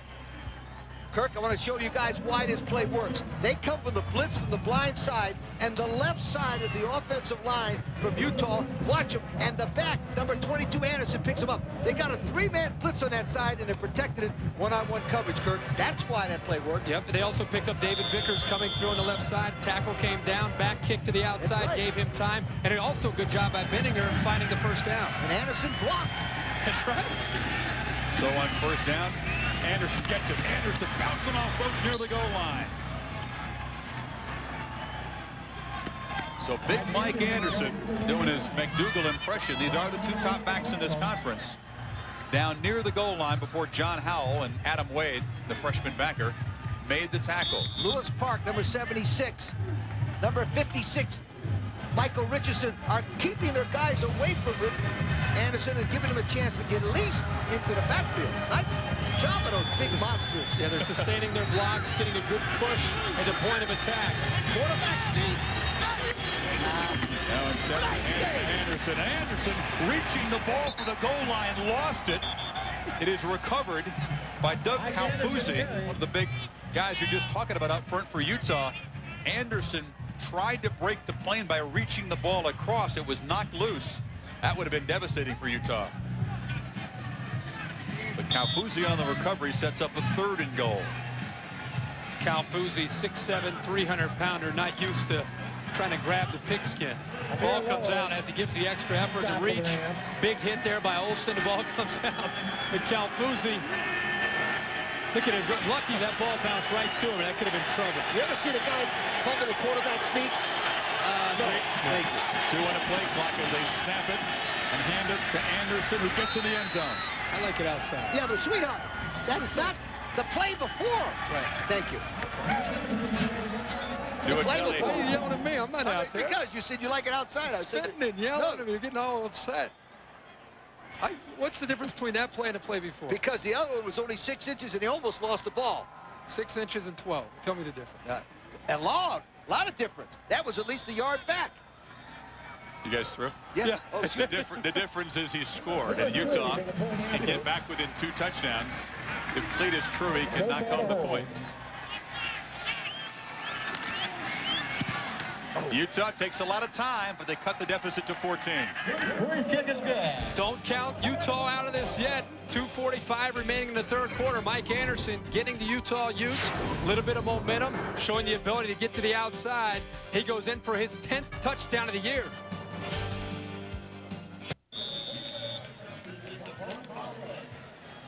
The lead is now 14 as the Rams begin play at their 20-yard line. Utah's defense needs to try to force the first Ram turnover of the evening here. McDougal in a slot and in pass protection as Newton flips it over to Dallas Davis, the hero of the evening on special teams, picks up a short gain. Well, following the football game, SportsCenter comes along. Tribute to Payne Stewart of the Tour Championship. Who's the best team in college football? The guys on SportsCenter are going to answer that. We don't have to wait for the BCS computer. And the ESPN.com question, baseball's greatest moments, SportsCenter, following the game tonight. 2nd and 5, McDougal. Stuffed initially, spins away, gains about 2. Utah has been a great road team. You know, home teams in this conference, guys, this is amazing. Only 2-10. The visiting teams have won 10 out of 12 games in the Mountain West. One of those home wins was BYU over Colorado State on a Thursday night. But the Rams turning that around, an emotional game on a short week, coming off their win over Wyoming with big-time urgency here. They must win out to go to a bowl game, and they're playing like it. 4 wide receivers set now on 3rd and 4. Newton, 5-step drop, fires, and they're going to rule it a catch.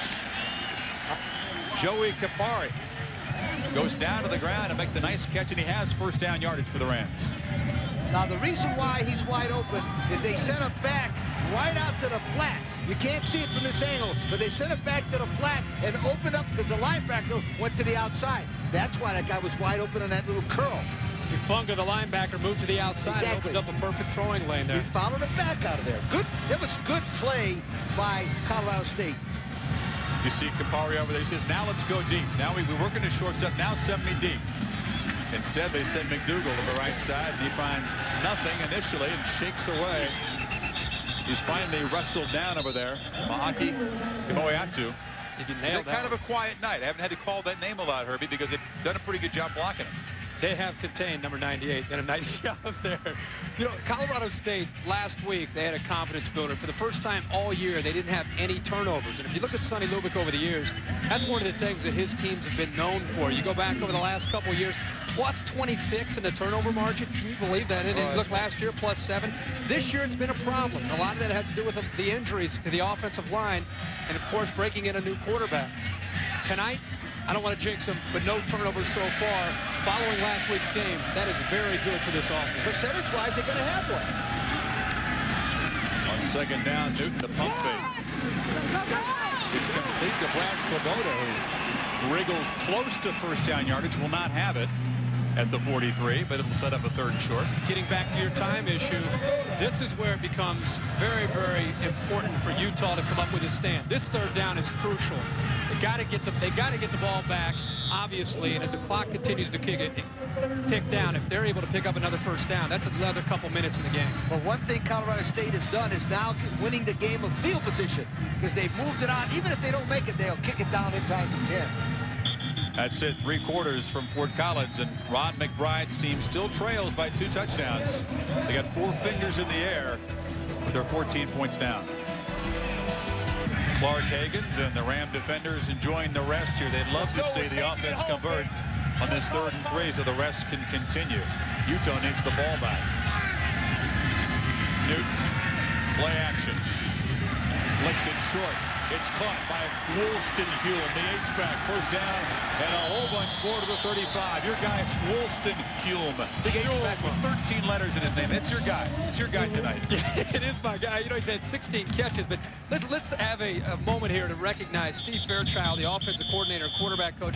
Not only that call there, but all night tonight, he has called a great football game for his offense, and he's been able to do it because his offensive line now has more experience, and they've done a very good job in helping him. Good. Let's give a pop to John Benton, the offensive line coach.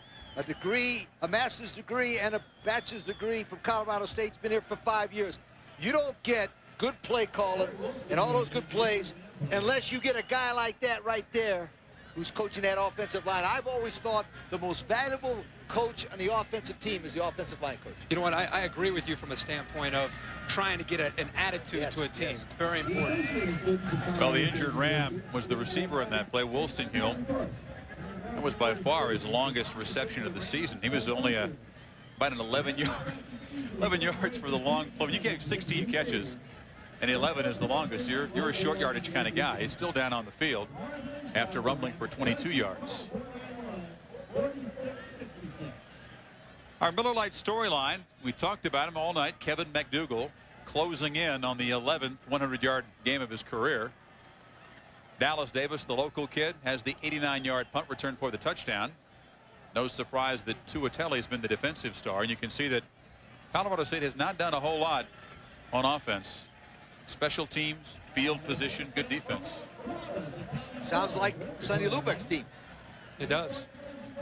Very, very disciplined tonight. It's been uncharacteristic. You know, this year they've had a lot of turnovers. They've had problems with penalties. Tonight, I believe they have 1 penalty. They don't have a turnover offensively. So that is what Colorado State is all about, and he's Sonny Lubick, and that and playing great defense.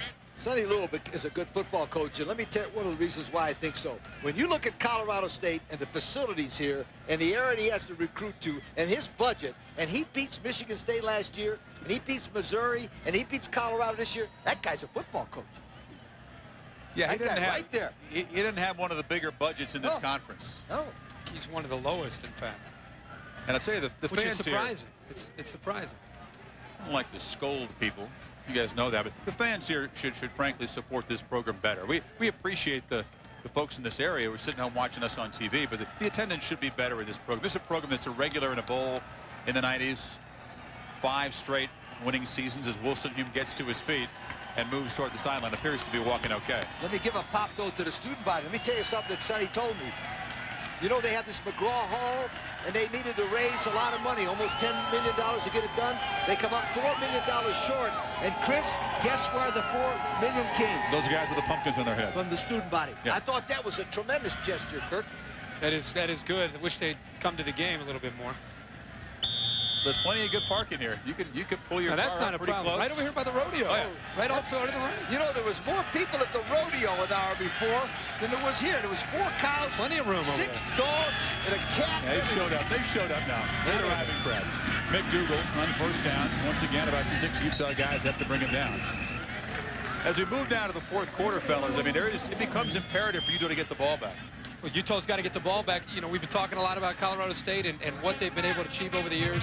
Sitting right now at 4-3, if they're able to hold on to this game and knock off a very good Utah team who's tied for first place, look at the remainder of their schedule. You look at New Mexico, Air Force, which we will be here for. Yeah, it'll be a lot colder that night, I promise. That's you. all right. We'll bring our long johns. And then at UNLV, all 3 games, if they stay healthy, they've got a very good chance of competing in to get a chance to go maybe at a 7-4 or 8-3. Oh, they're going to have to be 8-3 to go to a bowl game. That's the feeling here. Newton tosses down there, well defended on the play and broken up in the end zone. Once again, they try to work on Tennille Etheridge. Teams will look at Dyson and Hill, know they're good corners, try to pick on Etheridge. It really hasn't worked tonight. Jerry, what do you have for us? Guys, Fred Oglesby, Colorado State trainer, working with Wolstenholme. The story is he got a helmet in the low back and got some muscle spasm and some muscle soreness, and they wanted to be very, very careful to make sure that's all it was. He had some tingling down his leg, but apparently just a bruise in the lower part of the back and the spine. He should be back in very shortly. That's good news. Meanwhile, without Wolstenholme, the Rams face a 3rd and 5 now. Did not get the playoff.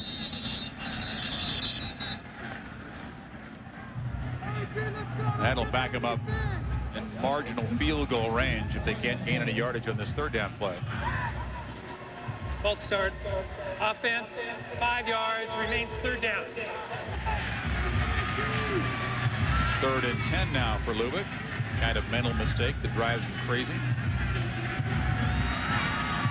McBride's defense now an excellent chance to get a stop, perhaps force a field goal attempt. And as I said, it's a tough field goal from here, and then get the ball back and get it in the hands of Croshaw, who's been tough in the 2nd half. This has been an area of weakness all season long. 3rd down, but tonight 5 for 10. They have not converted from this distance or longer. 0 for 4. Pass caught by Dallas Davis, and that's a very short gain, which will set up a very long field goal attempt. I'd punt the ball. I would not kick it. From the 34-yard line, you'd punt. I'd punt it. All right. I tell you why. Kirk, are you with him on this one? Okay, I'm going to tell you why I punt it. I'm going to tell you why first. Try to pin it. He misses it. He hits the ball at 35. He kicks it inside the 10-yard line. That's Kemper. Plus, the other thing to think about is that he is a punter that is very good. Thank you very much for bringing it up, sweetheart. Sometimes we agree. Well, He's very good at putting it inside. I don't like this call. Lubick does not agree because C.W. Hurst is on He can hit. He's for a got the leg. 51-yard field goal. This is about his range. It is blocked. I'd punt it, It sweetheart. is blocked and scooped up. And Dyson is headed the other way for the touchdown that cuts it to an 8-point margin. And Mr. Corso, I'll give you that one. It was a long field goal attempt. Had to kick it low. It was stuffed at the line, and Dyson making the big play. 99% of the kicks that are blocked that are long by soccer kickers are blocked up the middle because the guy can't get it up fast enough. And that's why you punt the ball and play field position and don't give him a chance to get back in the ball game. And Andre Dyson, again, one of the Dyson brothers on this team and one of the younger brothers of Kevin Dyson, making the play that has silenced this crowd. And with Truey on for the point. Suddenly things are getting interesting here. The margin is just a touchdown with 12:47 to play. Colorado State goes back on offense suddenly with some urgency as the folks in red get excited. Well, each team now has a special teams touchdown. 47-yard blocked field goal return by Andre Dyson cuts the margin to 7 as the Rams go back on offense. I'm going to show you what happens when they coach it this way. They take these two guys to the outside on a long kick, and they're taught if they block the kick here, look to pick up the ball and run for a touchdown. I promise you that's a planned play. See those two guys? They sit there and they watch it. If it's blocked, they immediately go for the ball. That's exactly what they practice. And there he goes. That's Dyson and Hill. They're two excellent corners coming off the corner on that play. But they don't go to block it. They go for the pickup on the block kick. Number 13, Colby Knight, got in there. Good penetration by Seals, but Knight went up and over with the vertical to knock it down. And you are vindicated, Mr. Corso. They chose to go for the field goal that would have made it a 17-point margin. Instead, they get burned. And now from the 20, Newton rolls. Looks over the middle, had a man. Dallas Davis wide open, missed him. You guys set for a Thursday night tradition? The Aflac trivia question? You got to disqualify yourselves. Right, we know it. I know you do. Which ESPN broadcaster was not just a player here at Colorado State? He was a real good lineman, an all-WAC player. He's lost about 60, 70 pounds since then. Stand by. That guy has bragging rights over me after the Rams took the Buffs behind the woodshed this season. McDougal on 2nd and 10. Up the gut for about 2 will set up a very important 3rd and long now for Colorado State. 3rd and long is where this offense struggles. They obviously are an offense because of the way they like to run the ball with the big back and McDougal. They like to get into that 3rd and 4 and 3rd and 5. Look for Utah here to apply a lot of pressure. See the body language?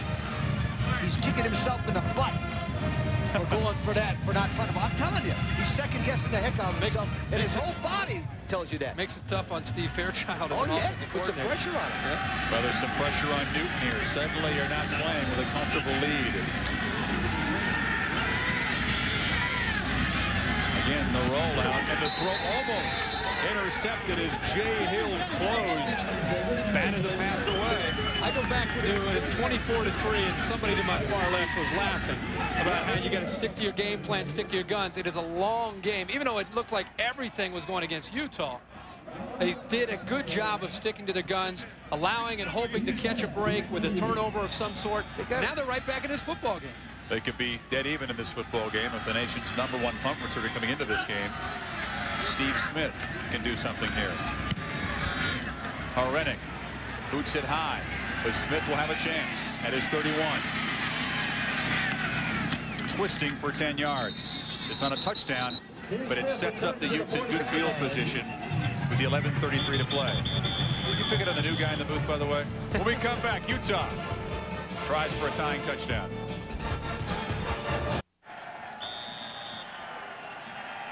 Dramatic turnaround in the second half with a walk-on quarterback, T.D. Croshaw. 5 for 5. Directed a touchdown drive that got the Utes within 14, and now the margin only 7. Pump fakes on 1st down. Looks down the field, has Smith wide open. Smith's in the end zone, and suddenly Utah within a PAT of tying this game. Finally, Smith breaks free with a big play. You know, we just said at the break who needs to come up with a play, and obviously number 7, the guy that we're going to look to all evening long, Steve Smith. They set up the screen. It's been a play that they've gone to all night. They set up the screen, they fake it, and they get behind Gallimore, the cornerback, and once he made that catch, there wasn't anybody that had the speed to catch number 7, Steve Smith. Twice they've got behind Justin Gallimore, number 26. Once for a long one. Once on the out, and then on the fake screen. Great. Steve Smith, 8th touchdown reception on the year. Truey knocks it through, and we are dead even now at 24. You can see Smith and the Utes listening for the crowd, which isn't making much noise at this point. Lubick's team, which came back Saturday against Wyoming on the road. Now watches Utah storm back. We said they're a good road team. They stick together. They have a lot of guys who, in McBride's words, are tough customers. We've talked a lot about Steve Fairchild of Colorado State's offensive coordinator. Here, a great call by Tommy Lee, offensive coordinator. Here's the man to keep an eye on. He has the speed to get to the outside and get behind. They're going to fake a screen here and then just throw the ball simply down the field and make the play. That's one of the things that they have the ability to do, is because they throw so many screens, they have the ability to get the ball down deep, thrown deep, and by setting up and faking the screens. It was actually the slot receiver. It was the inside receiver. Nice throw right on the money. Once they hit him in stride, like I said, you just can't catch him. And T.D. Croshaw continues to be perfect in the second half. This is a kid who's a math major, kind of looks like a math major, wears these little spectacles on the end of his nose when he's not playing football. Played for his dad at Dixie Junior College in southern Utah. And he has a right to be pumped up. He's having a great second half. And we start over as the Rams started their 20-yard line. And suddenly, Kirk, there was a little more pressure on Mr. Newton. Yeah, he's starting to feel pressure. The momentum of the game has changed completely. You can see it right on the face of Steve Smith. What? He's still looking for the grad. What? You know the thing that bothers me with a guy like Smith? He's an absolutely nothing. He's cost him a 15-yard. I'll get done in a second. Well, that's going to big... cost Colorado State half the distance and a personal foul. Oh, Big Mouth Smith cost him a 15-yard penalty. He dropped 3 balls when he should have caught it. Now he does something, and he's giving it all that stuff. I don't like that. He's been giving that stuff all night. Yeah, but I don't like Personal that. foul on the return team, half the distance to the goal, first down. I thought you guys invented that stuff at Florida State. Nah, we might have, but I'll tell you what, they invented it in Miami. With this guy, Lubbock was there. But you know why I don't like that?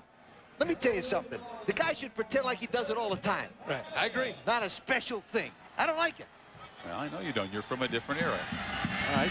He does it all the time, but he also lets the DBs know about it all the time. Just for the record, he was talking trash down 24-3. So on first down, the Rams try to answer with a deep ball from Newton. And he overthrows Frank Rice as the crowd looks for a flag on Hill who was defending. One thing. And doesn't get it. One thing about Utah. Jay Hill and Andre Dyson are 2 of the best corners in the Mountain West Conference. Jay Hill, the guy they're going after, let me tell you something. That guy's got 5 interceptions this year. You can't beat Jay Hill deep.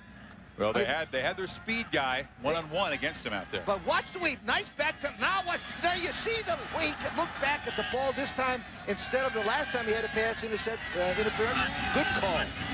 So on 2nd and 10, they hand it to McDougal, who gets popped after a gain of about 4 yards.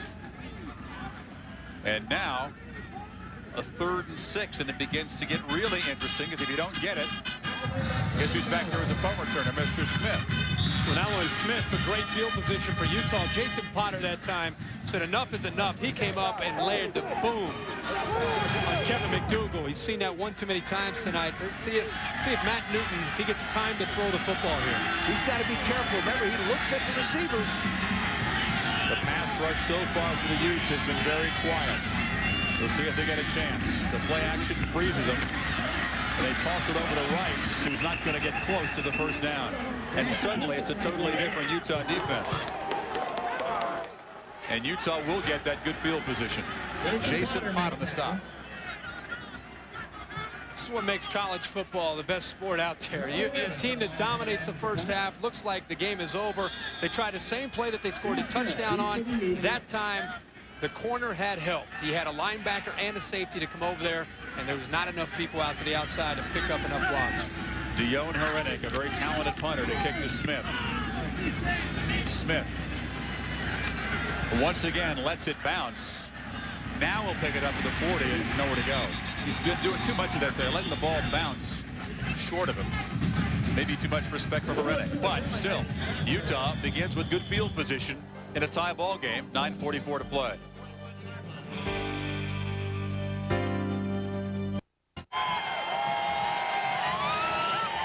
Two monstrous plays for the Utes here in the 4th quarter. The blocked field goal for a touchdown and the Croshaw to Smith strike have leveled things at 24. Now at the 42, the crowd tries to make it tough on Croshaw. Who hands to Anderson, and he'll get leveled. Justin Gallimore's had a tough night in the secondary, but he comes up to make the big hit there.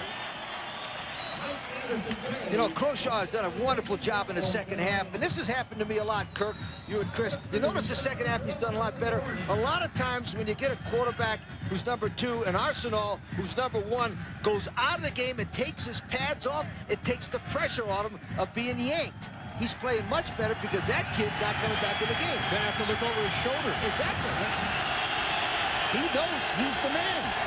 Clark Haggans needs to make a play for Colorado State. Hagan to the top of the screen, got double teamed there as Croshaw fires incomplete. They're well aware of 96 in green. He has the 1 sack on the blindside hit of Arsenault on Arsenault's first pass attempt, which he cut short, but hasn't done much besides that. That was because number 89, Matt Nickel, the tight end, didn't block him. When you put a lineman on him, he's not doing that. Yeah, they're keeping 2 bodies on him at all times, whether it's a tight end and a tackle, or they'll slide the protection towards him and use a guard and a tackle. You're right, it was a blown assignment that led to his only sack tonight. And now, on 3rd and 12, this is as loud as this crowd has been. Most of them up on their feet here. 4 wide set, 3 to the top for the Utes. Again, the screen inside. And the Rams pursuing well. Wells, who will get nothing. Nothing. That was a big defensive stand for Colorado State. Utah had all the momentum, and they had great field position, and they go 3 and out without gaining a net yard. Good team pursuit here by Colorado State. Here's Clark Haggans. This is what makes him, in my mind, one of the better defensive ends out of the West Coast. You can see he's still chasing the ball. The screen goes all over the field, and he gets up, he gets pushed around, and he comes up and still makes the tackle. No yardage on what kind of a play? The screen. Thank you. They worked on it, worked on it, and worked on it. This week, they're doing a great job. If they were only ready for the fake screen deep ball. That's the one that's caught him twice. Utes have to burn a timeout. With 8:23 to go, they have to give up possession of the football. McBride talked about his team's success as a road team. Before he got to Utah, you look back, they couldn't win a road game. Since he got there, they're about as good away from home as they are in Salt Lake City. He says he actually prefers road games. Get the team on the road, away from the distraction, get them in the hotel. And he also says he didn't have that many soft guys like the old Utah team. He brought in some tough guys. Plenty of Hawaiians, guys who don't care where they play. They just love to play. And his team has battled back from a 24-3 deficit now to tie things here. This team knows it's playing for a ranking. If they can come back and win this ball game, you'll see them in the poll, because somebody in that poll is going to lose between 20 and 25. And Utah's just there on the fringe. Dallas Davis again deep to receive the punt for the Rams. Hunter kicks it off the side of his foot, but Davis will have a chance from the 13. Tries to cut it outside instead of up the middle. Tried for the really big return, and instead gets just a few yards. Patrick Dyson has had a big night on special teams with a stop. Well, a week from tonight, fellas, the cowbells will be ringing. We'll be down in Starkville, Mississippi, as the quiet undefeated team, the Bulldogs, ranked number 8, try to cope with Dusty Bonner and that Kentucky pass offense. It'll be a lot of fun. You going to be with us? I will be with you. Good. Looking forward to it. It's in my contract. We have a game in Starkville. I got to be there. I make few demands, but that's one of them. That's going to be great. I mean, the Bulldogs, one of those teams, Lee, that's kind of sneaking around, as you say. Meanwhile, the Rams trying to get busy here. Newton pressure goes behind Dallas Davis, but he hauls it in. A tremendous one-handed grab for first down yardage. He's done everything tonight. This guy's a heck of a football player. You mentioned he's a local kid from Fort Collins. This is what you like to see. Watch the hands. All hands there. And as a quarterback, you love to see a guy that has the ability to do that.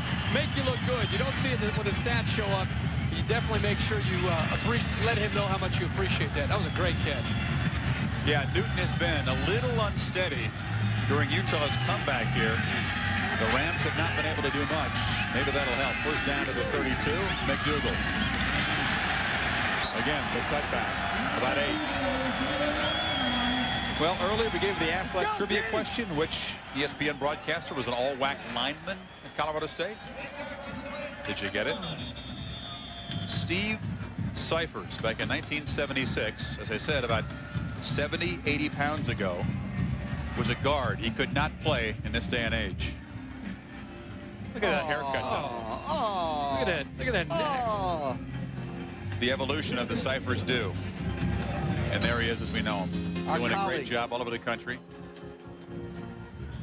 He still bleeds green when he's not being the fine objective journalist. After the 8-yard McDougal gain, and he's over 100 yards now, it sets up a 2nd and 2. McDougal back there again. No surprise. Has the first down at the 43-yard line. When you watch this play again, you're going to see number 17, Leon Smith, become a lead blocker. He's 6'4", 265 pounds. He's the same guy that led McDougal in for the score. Now watch. Remember, no, excuse me, I'll take that back. He was 86. Oh, I tell you what, he's back in the ball game. Wasn't that the guy that was hurt? Woolston Human's back in the ball game. He was hurt, but he tried it off, and now he's back as the Rams set up one first down. That was a good play. Reverse. Now they fake it, and McDougal still has it. And has a pretty good gain up near midfield. That's about the closest thing to a trick play we've seen tonight, except for the touchdown catch from Rice, which was a new formation. Yep. Remember early in the game when we talked about, you made a point about it, Colorado State looks like they want it more. Yes. They want it more. Well, Utah caught all that momentum when they blocked the field goal and had everything going for them. The game is tied. Colorado State's defense came up with a stop. Now it gets back to 6 minutes, close to 6 minutes to go in a game. Now who wants it more? You get back to that same question. 2nd and 4. Play action. Newton complete. Short gain. If they give him forward progress, it'll be very near the first down. Frank Rice on the catch. And he thinks he's got it. The crowd not enamored with the spot there as Colby Knight, the safety, made the tackle. Well, this is interesting. 3rd down and short, and they're bringing Sanders in and not McDougal. Uh-oh. They didn't give much of a spot guy. He didn't get much forward progress. I don't know why you take McDougal out of a ball game Unless with you're going 3rd and 1. Unless you're going with the quarterback sneak. Neither is he. Look at him shake his head. There is Sanders, the freshman, on an important play for this offense as the play clock winds down. Newton barely gets the snap. Sanders does not get the first down. Hit for a loss in there by Lave. Well, you can't say McDougal would have shaken that tackle, but he had a better chance at it. Lave got great penetration. You're first guessing. You're not second guessing. That's right, first guessing. I told you, get the guy out there. Well, Earl Campbell couldn't have broken that tackle. But you know what? Nobody blocked it. Who knows? The lineman, he might have cut it back. The guy, you don't lose without your best players. That's my point. Nothing like a 273 inside linebacker. Here we go. So the Rams and Hrenek have to punt from midfield. This is a very high short boot, which once again will bounce and bounce very favorably. Inside the 5. Hrenek is a weapon. He's great at this, which is why you got to catch the ball. I've been saying it lately. Sweetheart, it's the same spot where they tried the field goal. No. They were at the 50. They weren't going to try any 67-yarders. Instead, the Utes are about 98 yards away. Kevin McDougal putting the post-game plans on hold right now as we're deadlocked. You can tell he wanted the carry on 3rd and 1. Didn't get it. Sanders was stopped short. And now Utah a long way from the goal line as they hand off to Omar Bacon. Olsen up for the stop again. They don't go to Anderson. Interesting. Both these teams have great running backs, the top 2 in the conference, but both coaches use something of a back rotation in the one-back offense. Try to rotate different backs in and try to keep them fresh. Although in a crucial situation, talk about Frankie, you talk about McDougal, that's when you really want them out there on the field. This is also a good time, Chris, to go deep.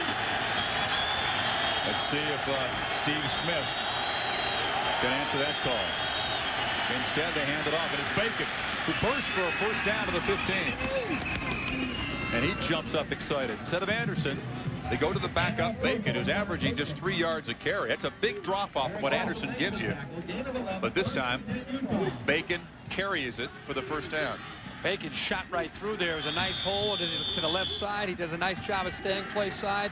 By the time the first guy sees him, Olsen, he's about 8 yards upfield. Number 76, Lewis Park, 6'2", 330, made a good block of that left guard that time. Huge first down for the Utes. Bacon remains in the game. And Croshaw with the pump fake. Overthrowing the receiver there, nearly picked off by the safety, John Howell. That's the first misfire for Croshaw in the second half. Smith, again, was the intended receiver. You know, it looked like you had Howell, who couldn't make up his mind if he wanted to go for the knockout or if he was going to go for the interception. Initially, he's going to make a hit, and then at the last second, he tries to get his hands up.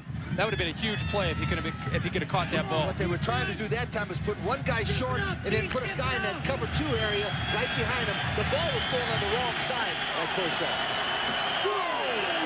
So 2nd and 10. They play it safe. They give it off to Anderson. He is pounded by Wade. The freshman makes a huge hit.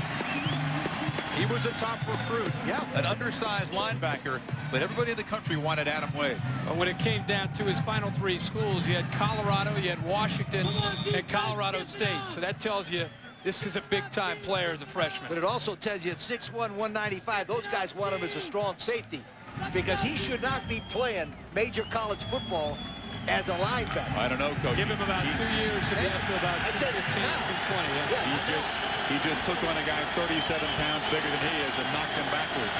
3rd and 10. In the shotgun, Croshaw pestered by Higgins, flushed, fired, incomplete. Well covered there, and Higgins again flushing out the young quarterback, and Utah will have to punt. All right, keep your eye on this situation now, you guys. The punt, return. If I was Colorado State, I would run all safe passes and try to get in a position to win it with a field goal. Not try to score a touchdown. No, sure. They got a great field goal kicker, too. Well, let's see where they get the football. Maybe Dallas Davis will solve that problem by taking his 2nd punt back. Lit up this crowd with an 89-yarder in the first half, and he's been solid throughout the evening. The Rams drop back in return mode. It's a short, high kick that Davis will field at his 44 and take right up the middle. Plenty of room. Once again, the punter's there. He can't make the tackle. 2nd touchdown of the night. The punt return for the hometown kid, Dallas Davis. This one, 56 yards. Nice call, Chris Fowler. You are invited back next week. You don't need to worry about play calling if you take the punt back. And I think you're right, Kirk. We're going to have a new punt return later in this conference when the new stats come out. You can see right away. I said, see about 5 yards upfield. You could just see the lane. And once he made that cut, he was gone. I was surprised he made that last cut to get him back into the left side of the field. I'll tell you, he has a way of making the first guy miss. Right there, just a quick little juke. Once he breaks that tackle, now he's into the open field. That cut right there surprised me, but somehow he goes untouched into the end zone. And our man Chris Hunter.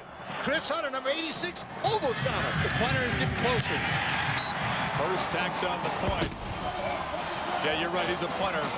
He ain't much of a tackler, but Dallas Davis, 2 punt returns for touchdowns. The Rams lead it by 7 with 2:35 to play. Give him credit, but a bunch of great blocking up front. Either the Rams are a great blocking team or Utah is terrible on punt coverage. And also, no penalties. Very important.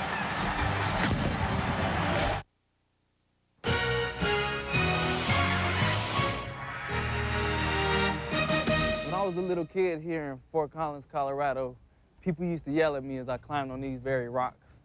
Now they yell for me on the football field. That is the hero tonight. Forget those rocks. He's trying to get the Rams to the mountaintop here.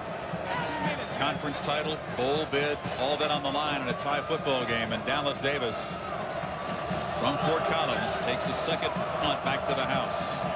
And now that guy, Steve Smith, will try to have to answer for Utah. Which after making a big comeback here in the second half, we'll have to do it one more time. They won't get the chance as Hurst boots it into the end zone once again. 80 yards away now from a tying touchdown with 2:29 to play. Let's get on to Jerry Punch. Guys, Dallas Davis is an animal science major here at Colorado State. He interns in the summer at the Denver Zoo. His dream is to somehow make it to the NFL and be able to save his money and come right back here to his hometown of Fort Collins and open up his very own zoo. Animal science major with a minor in zoology. I think he's majoring in football tonight. Punt returns. There he is, watching with the rest of the folks here and see if the Ram defense can protect the lead that he created. Croshaw in the shotgun. Pass deflected to the line of scrimmage. Again, heavy pressure as he tried to get the ball to Smith. In the blitz, it's to Atelli. And an injured Utah offensive lineman is Taulai, the center. A flag down as well, and they're pointing at Utah. It's in the holding zone, which will further back them up.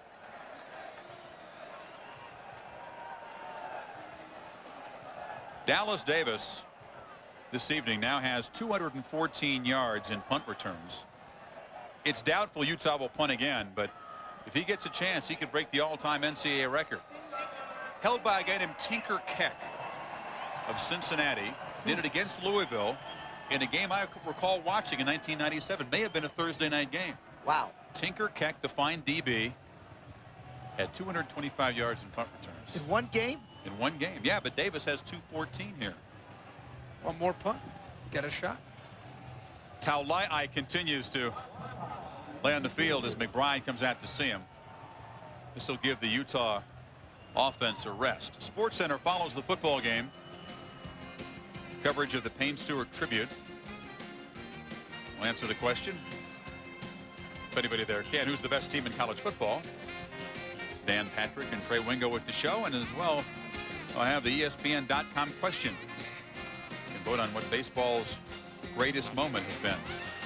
SportsCenter after the game, we're 225 away, and the Utes are now 90 yards away from the potential tying touchdown. Who is the best team in college football? I don't know, but Dan Patrick's got a fan club here, and Sportscaster of the Millennium. Ooh. I guess there's only been about 60, 70 years worth of sportscasting. It hadn't been radio and TV for most of the millennium. No. Right? I don't think so. Your childhood, they didn't have the... We had black and white TV. Did you? Yep. Ed Sullivan. The Beatles. I remember seeing the Beatles go the first time they were on national television. It was on the Ed Sullivan Show. Yeah, the Beatles, they were sensational. Glad you enjoyed them. So Taulai comes out. They won't have their starting center as Croshaw tries to drive the Utes 90 yards. The four wide receivers set. Again, pressure up the middle. Nice job of sidestepping it, but he can't find Smith over the middle. If you've just joined us, Colorado State in total command of the first half, built a 3-touchdown lead. Utah, on the strength of big plays, battled back to tie the game at 24. But now Colorado State on a second punt return for a touchdown by Dallas Davis has a touchdown lead, and since McDougal is over 100 yards tonight, that stat applies. Lubick, when he gets the 100-yard rusher, been very tough to beat. And there is McDougal urging on the crowd on a 2nd and 20 play. Short pass and a big hit. Incomplete to Smith. Once again to Atelli to lay the lumber. You know, Croshaw, this entire second half, has had a lot of time to throw the football. In this series so far, the Rams are coming after him with a lot of blitzing. They're taking the advantage of the perimeter speed and coming after him, trying to confuse him and try to slow down their passing attack. This time they bring number 29, Aaron Sprague, just enough to get him up, get him in the face. He has to throw the ball quickly to a what's our guy's name? To Atelli. That's close. Made the big play. 3rd and 20 from the 10-yard line. Croshaw over the middle. It is complete. It is not first down yardage. All right, do you Clock go for ticking it down. or do you punt it? Utah has all 3 of their timeouts remaining. All right. And now on 3rd. No. It's 4th down, 4th down and 5. The scoreboard was slowly. 4th and 5. I said, you go for it or you punt it? You've got to go for it. All right. You call timeout first because you want to make sure that you get the right play if you go for it. Do you have to go for it? One timeout remaining. You know, they only had 2 timeout. Yeah, they had 3. They burned one there. That'll leave them 2, but I think you're right. You go for it here. When you come back, a critical 4th down play for Croshaw.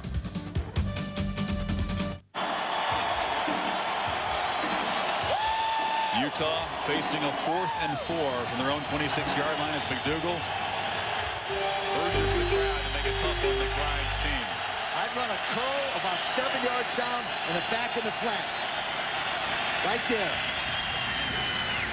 Bendinger has the 1st down to the 31. That's what you called for? Yes, exactly. I just said. Curl right there in the flat and a back in the flat. Right for a 1st down. That's exactly what he did. You're on fire tonight. No, but that's what it is. There's no flat, but that's all right. There was a guy in the flat to take the linebacker out. Clock stops momentarily while they move the chains. Now moving under a minute 45. Croshaw again. Has time. Good coverage. Now decides to finally tuck it up under it. Makes a nice gain and another 1st down to the 45, but there is a flag down. Back inside the 25-yard line. So hold everything. This would be a really damaging flag on the Utes, and it is a hold. Wow. You know what? The first game we had, the Mountain West, we questioned officials.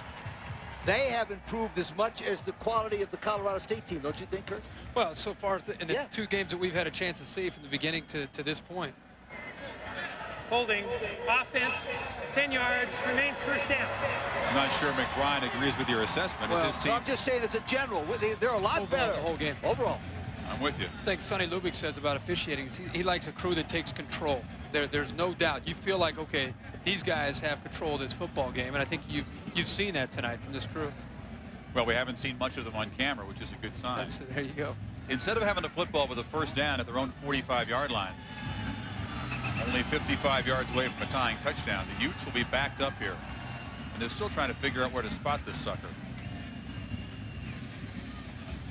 Once again, SportsCenter awaits the conclusion of this game. I don't think Dan and Trey are looking for a long Utah touchdown pass. That would perhaps force overtime. Rams have never been in an overtime game. They don't want to get in one tonight. The ball spotted at the 22. That penalty ends up costing them 23 yards. Crowshaw's scramble would have given him a 1st down. So now the clock running again on a 1st and 20 in the whistle. Another flag. Did we speak too soon about the Zebras? No, they're doing all right. Well, if this gets No, they're doing all right. Utah backed up further, they have real problems. Now down to just one This could be a timeout please remaining. set the clock type of thing. Yeah, the clock was running after they spotted the ball for the penalty. I like this, though. I like when I see officials talking over something. Do you? Yeah, because you usually got some idea to get the opinion of what happened. As long as it's a brief conference. Well, no, even if it's longer, at least they get it right. Reset the clock to nice going, Kurt. 1:39. 1:39. Well, they're booing, but the clock was running after they spotted the football on the holding penalty. And a bunch of time, 19 seconds and all, ran off, so Sonny can poo-poo that, but that's big if you're on the Ute sideline. This last play, Colorado State came with the blitz. Yes. Didn't they? Uh-oh. Uh-oh. If they don't get the guy, bad things could happen. This ball's all the way back to the 14. They've re-spotted it back at the 14-yard line. And we're finally ready for play as Croshaw heaves it deep. Once again, looking for Cliff Russell, but the safety was helping out. Gallimore on the coverage and help over top from the safety. Isn't it interesting? They went after our friend, Justin Gallimore again, didn't they? With Russell, the guy who burned him in the first half. It's tough to slide that throw in when you have a safety coming over at the half there. You really got to throw that on a line there, and he threw the ball pretty well, but it's so tight there. Spray came over and was a good position. I like plays going up the sideline, but bringing a guy across the middle, so if he can catch it, he can make a big run after the catch. That's what I do. 2nd and 25. I bring a guy across the middle. You ask, you receive, but it's a short gain to the slot back Donnie Utu. And it'll set up a 3rd and very long now for Utah as the clock continues to run. Again, just one timeout remaining.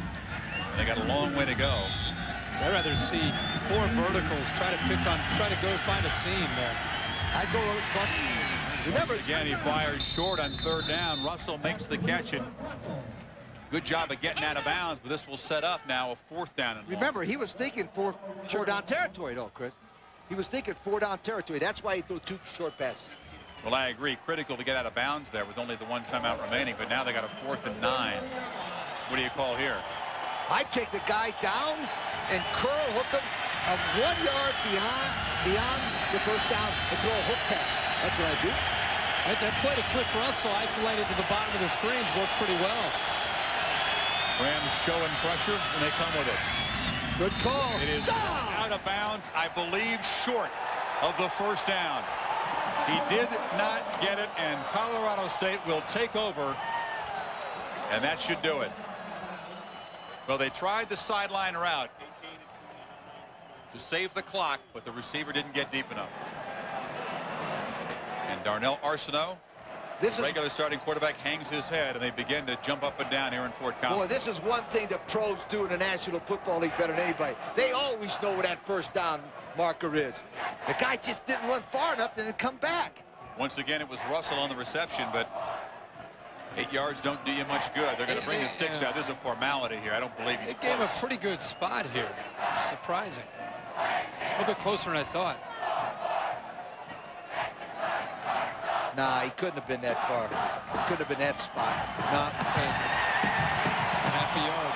Rams take over, and barring a bizarre turn of events, that should do it with 50 seconds to play, and the Utes with just 1 timeout remaining. This is another, if they hold on, sweet win for the Rams, who rallied on the road up the highway at Wyoming, beat their arch rivals, and got the Bronze Boot Trophy just 5 days ago. Now they come back against a Utah team that's on the fringe of the top 25, and they win their first conference home game. Timeout, Utah. Last charge timeout. But this puts BYU in the driver's seat, doesn't it? It does. The Cougars at 3-0 alone atop the standings. But they have the Air Force Academy.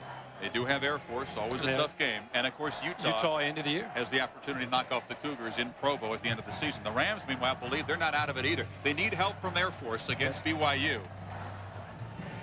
But the Rams with just 2 losses in the league, and now 5-3 overall if they hold on, as the fans await.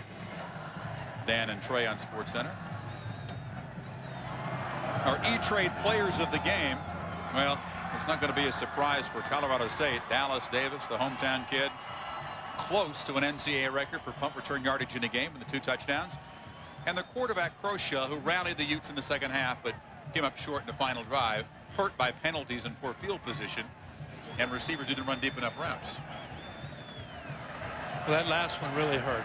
Really? He got just about to the line. Ball brought him back about a half a yard, and that's in that case you want to go up to about 2 yards beyond the line, beyond the 1st down marker. That way, if the ball does bring you back, you're still there to make the 1st down. Saw the Rams there. This has been a team that, in Sonny Lubig's words, is kind of fragile. They blew out Colorado, their arch rivals, guys like McDougal, beating a Buffalo program that did not recruit them, and that was sweet. McDougal had 190 yards in that ballgame. But they've had their ups and downs. Blown out at Fresno. Beaten on this field in the snow by San Diego State. Suddenly now, with 2 big wins, the season's back on track. The heart and soul of the offense is McDougal. And I'll tell you what, your man, Tuatele. There you go. Tuatele, good player on defense. Yeah, Tuatele, and you're right about, we saw McDougal tonight. Last time we missed him against BYU. We're going to be here in a few weeks once again, see Air Force. And those are 2 guys. You throw in Clark Hagan's, really the glue and the guts of this football team. They're going to have to keep these guys healthy. They're a different team when they have those players playing. No question. And a tough loss for the Utes. Everybody on their sideline knew they'd get this win. They go in the poll, they get all that recognition. Instead, it's their first conference loss. Not out of it for a bowl or the conference crown, but the night belongs to Dallas Davis and the Rams, who win it on a nice evening here in Colorado State. The hometown kid, a pair of punt returns for a touchdown, and Ron McBride heads home with a loss. Dallas Davis grew up here. He's the leading receiver on this football team. But tonight, his impact on special teams with the guys up front doing a great job blocking for him. A pair of punt returns for a touchdown as the Rams beat the Utes 31-24. For Jerry Punch, for Lee Corso and Kirk Herbstreit, I'm Chris Fowler. So long from Fort Collins. The Rams win it by a touch.